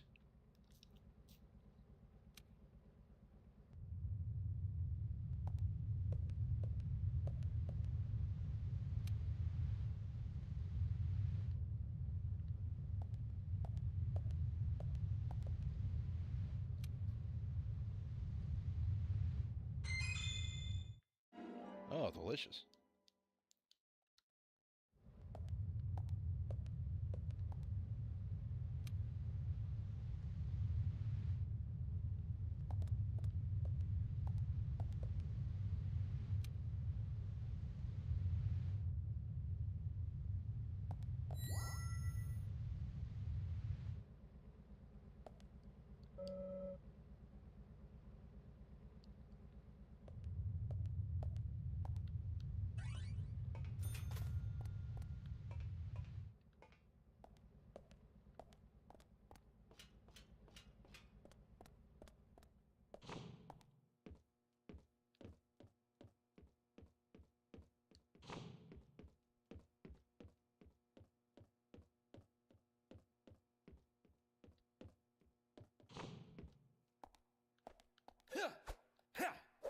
Ah.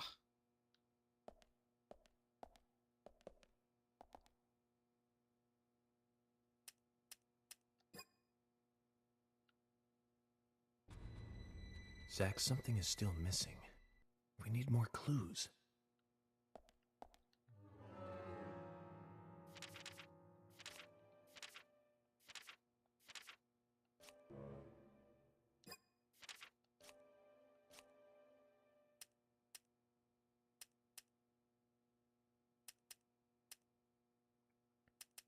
of red trees. A tree at sunset. Need to find that.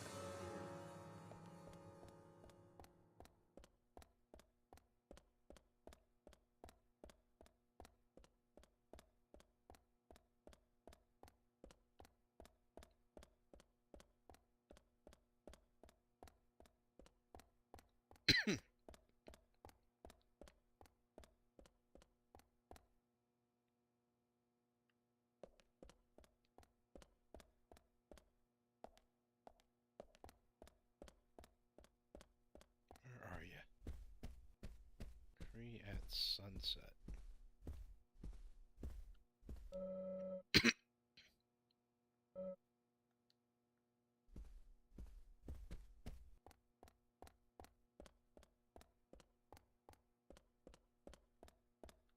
I think that was just the one, right?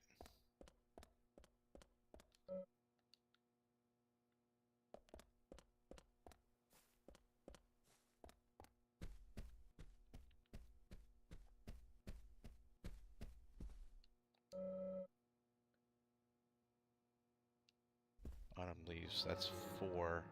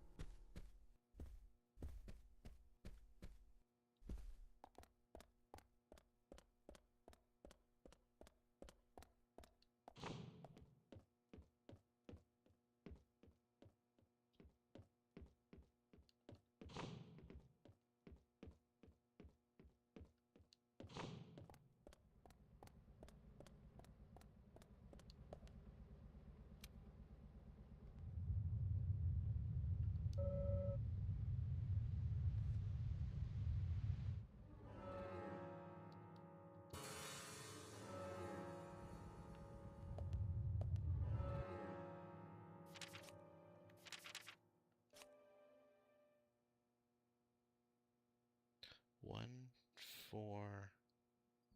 I think it was 6.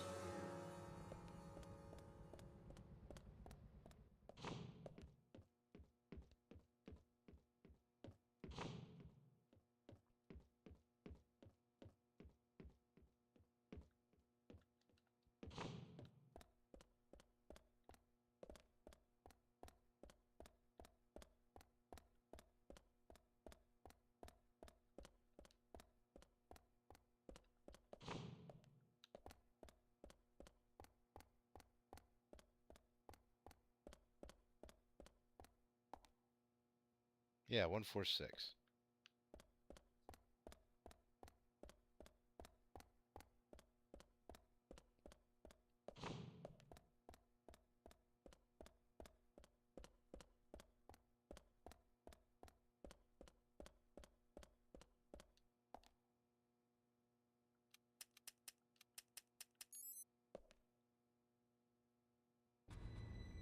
Zach, something is still missing. Really? We need more clues.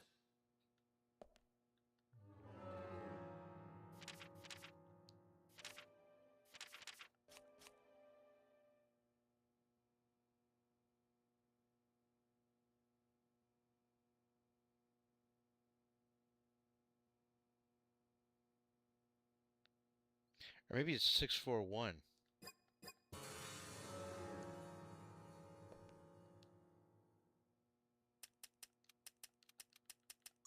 There we go.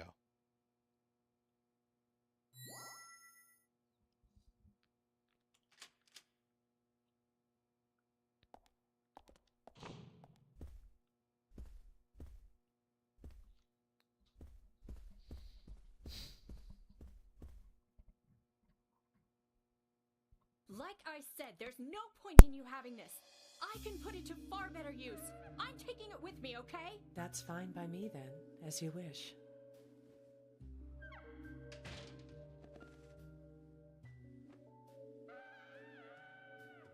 The FBI agent, right? Just wait a moment, please. I'll be right with you.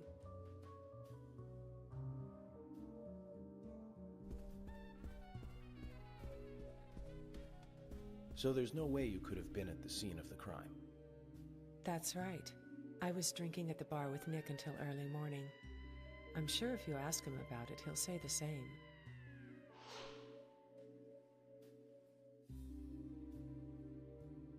Very well. I'll be sure to do that. One other thing. That argument with Carol just now. She's always like that. She thinks of me as an enemy, always bickering at what I say. Is there any reason for that? Perhaps because someone she liked ended up with me in my bed? That would explain it, yes. If I may be so bold, who was the lucky man? Oh, I sleep with anyone I wish. Anyone I prefer to sleep with. I guess she had her eye on one of them, but I don't know who it was exactly. I could sleep with you, if you like. I'm flattered by your offer, but I don't think that would be appropriate. Oh shit, my You're flashlight's exactly still on. the kind of woman a man in my job should never get involved with. Isn't that a shame, darling?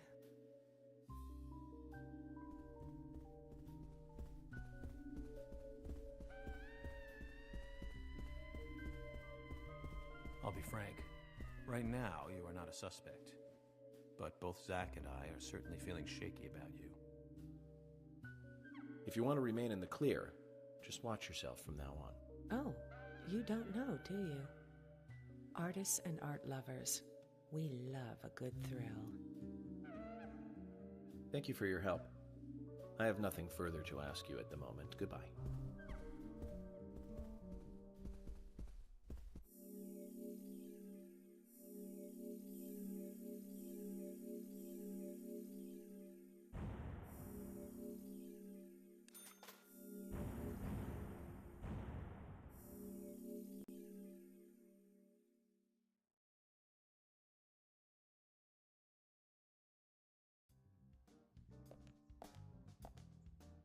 I had a chat with Diane.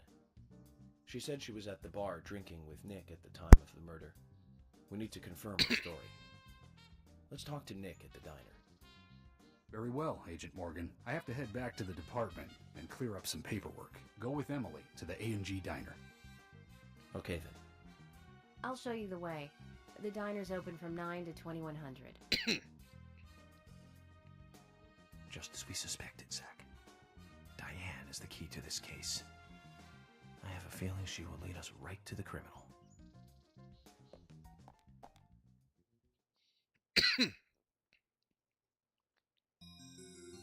That's Kaysen.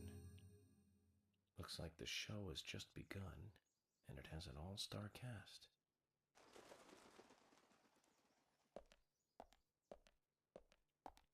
I forgot how railroaded you are in the beginning of this.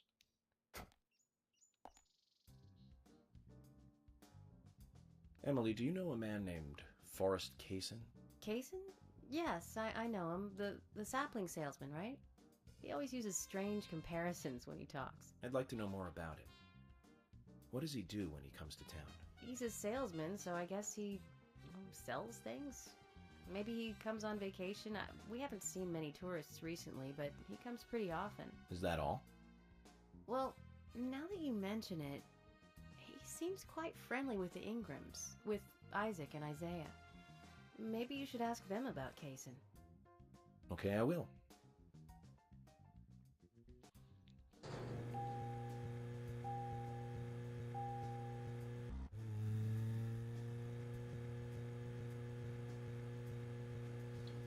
All right.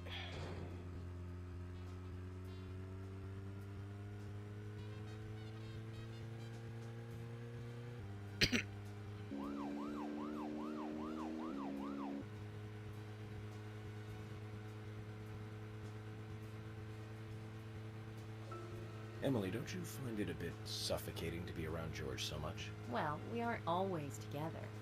And anyway, I've gotten used to him. Impressive. Women are very adaptable. No, it's not like that, actually. George is hard-headed, sure, but he's also a hard-working man. That's why the townsfolk trust him so much. The very epitome of the rural sheriff. That's right. He isn't some hotshot FBI agent. This place isn't like the city. Everyone knows everyone else. What about you and Anna? Were you two close? No, not close, really. I don't seem to have much in common with teenagers nowadays. All they talk about are boys, clothes, and accessories. I don't have much interest in any of those things. There is a gap between a teenager and being in your 20s. Everyone's different, that's all. Me and you, too. Zach, I'm not liking the way this conversation is heading. Let's concentrate on driving instead. He said that out loud in front of her. Maybe you too. Ooh, I don't like the way this is going.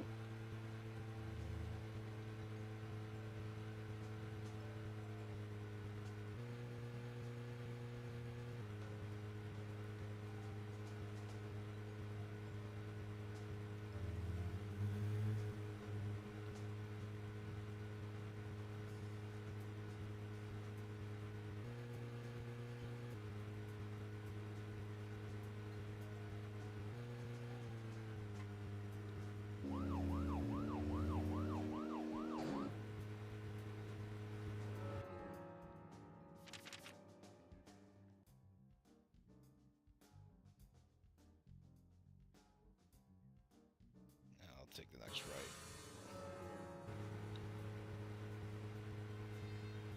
Let's just focus on getting to the diner and cut the chit-chat.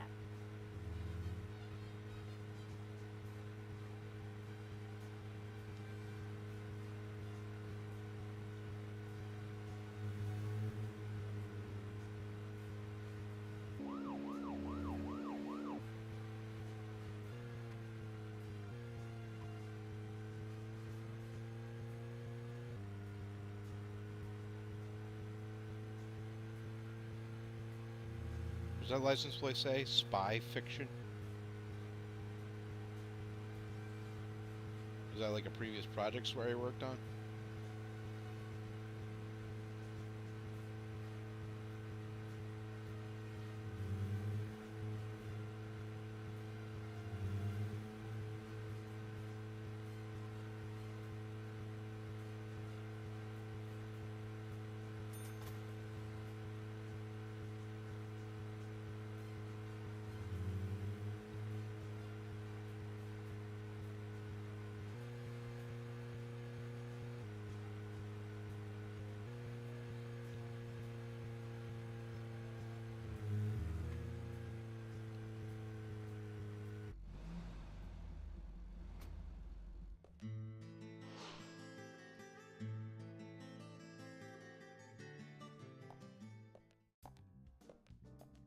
The A&G Diner.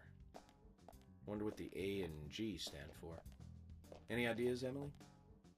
Nope, I don't know either. Air and gravity, perhaps? Access and games? Aliens and Godzilla? Who knows? Is it important to know? I mean, why don't you just ask Nick? Oh, I will. But first, I need to eat. Wonder what's good here.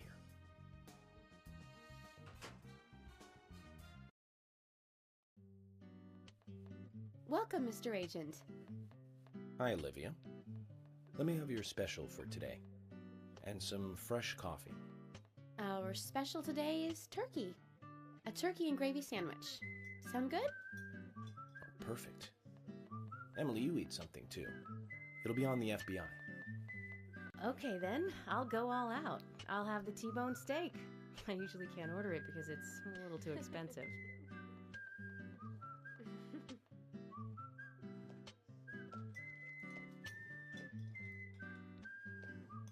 Mrs. Olivia Cormack, I am here for Mr. Stewart's lunch. If it is ready, I'd thank you a bunch. Yes, of course. Just a moment. Here you go. The usual. 1 turkey, strawberry jam, and cereal sandwich. Sounds like the sinner's sandwich. Self-inflicted punishment to atone for past sins. He's setting an example. Mr. Francis York Morgan, you should try this wonderful lunch. It's more than a delicious, tasty crunch. So says Mr. Stewart. No, that's fine. I've just ordered my own lunch.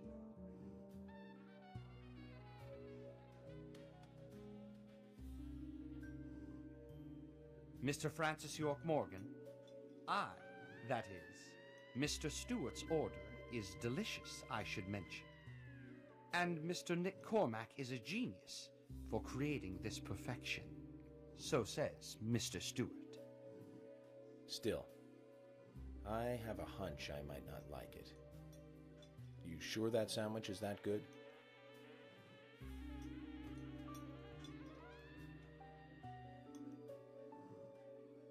Mr. Francis York Morgan, making decisions based on intuitions is always a sign of bad FBI agents.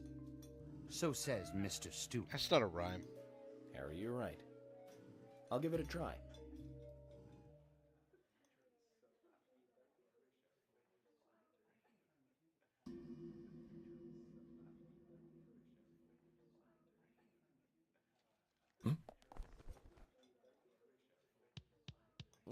I can't believe it. This is fantastic. It's really good. Olivia, I'm sorry, but can I change my order? I'll have what Harry is having.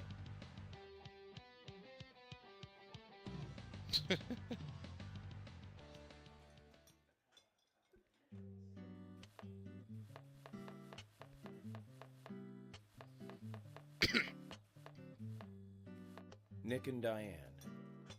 They hardly make the perfect couple, do they? Is it widely known that they go drinking together, just the two of them? To be honest, I don't pay attention to these things. Not into local gossip? Well, when I moved here, I was still in high school, and I kept wearing the same wild clothes from my school in Seattle. I was young back then. And before I knew it, there were rumors all over the school. She'll screw anyone. That's what they said. Totally unfounded, of course. Anyway, after that, I just sort of chose not to really trust gossip.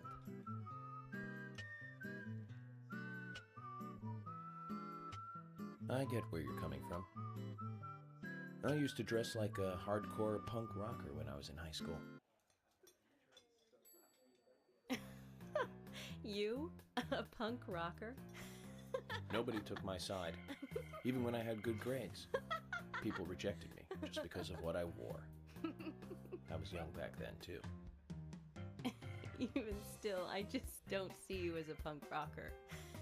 What the hell would he even wear? Look at you. No makeup on, dressed in uniform, eating a steak for lunch. Okay, back to work. Let's talk to Nick.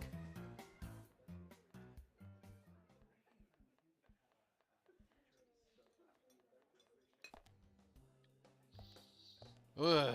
All right.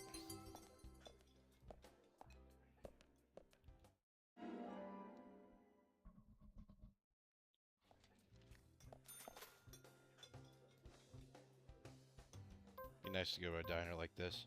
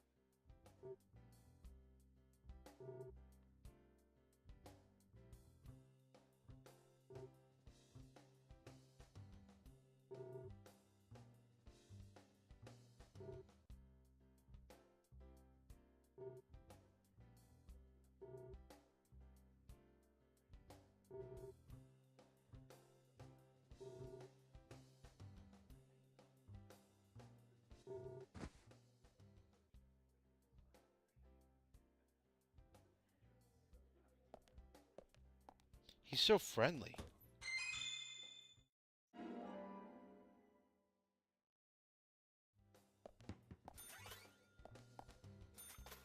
Always save. Never not save.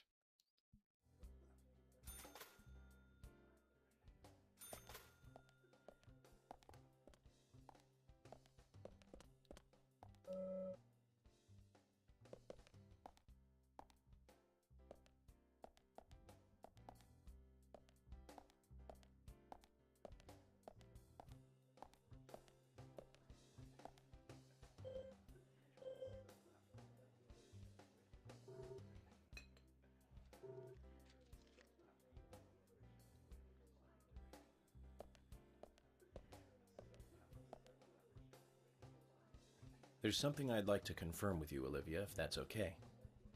Yes, well, so long as it doesn't take too long. First, what were you and Nick doing on the night of the murder?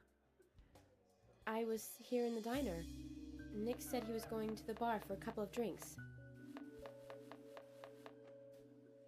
Does he go to the bar often? Leaving you to hold up the fort? Yes.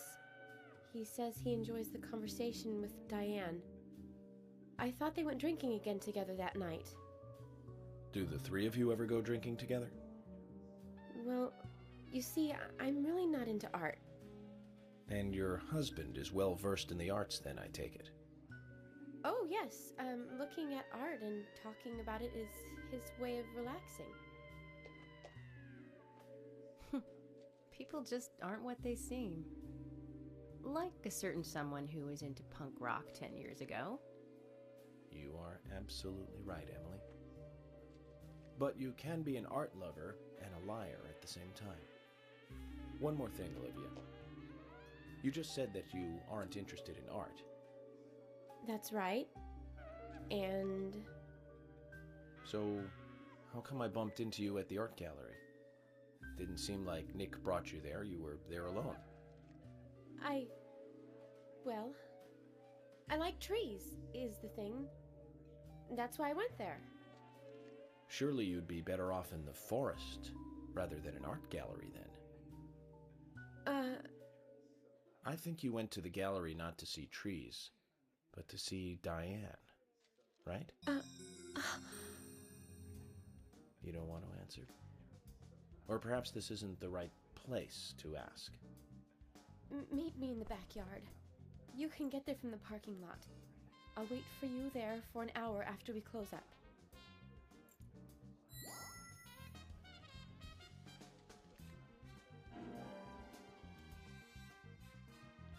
They close at 2100. Should we get something to drink and wait?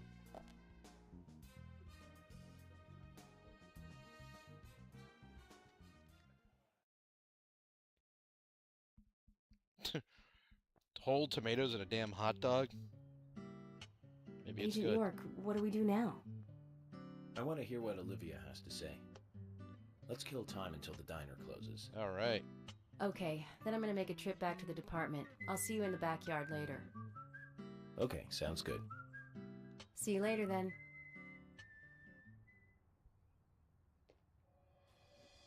Zach, about Olivia. I presume she wants to tell us something about Nick and Diane. Let's hope it's not just something for the gossip columns.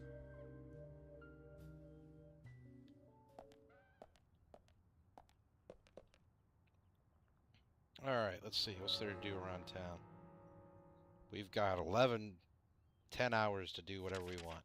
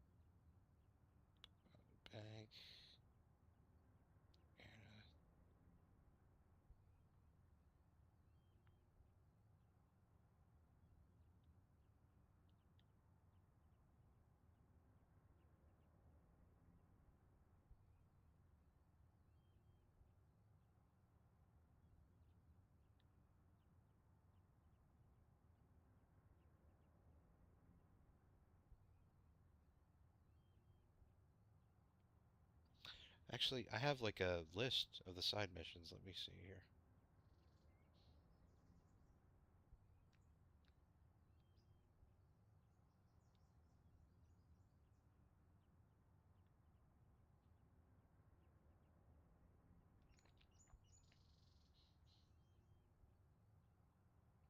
Actually, how long have I been streaming for? You know what? Maybe now's a good time to stop. I'm getting too cozy with the game.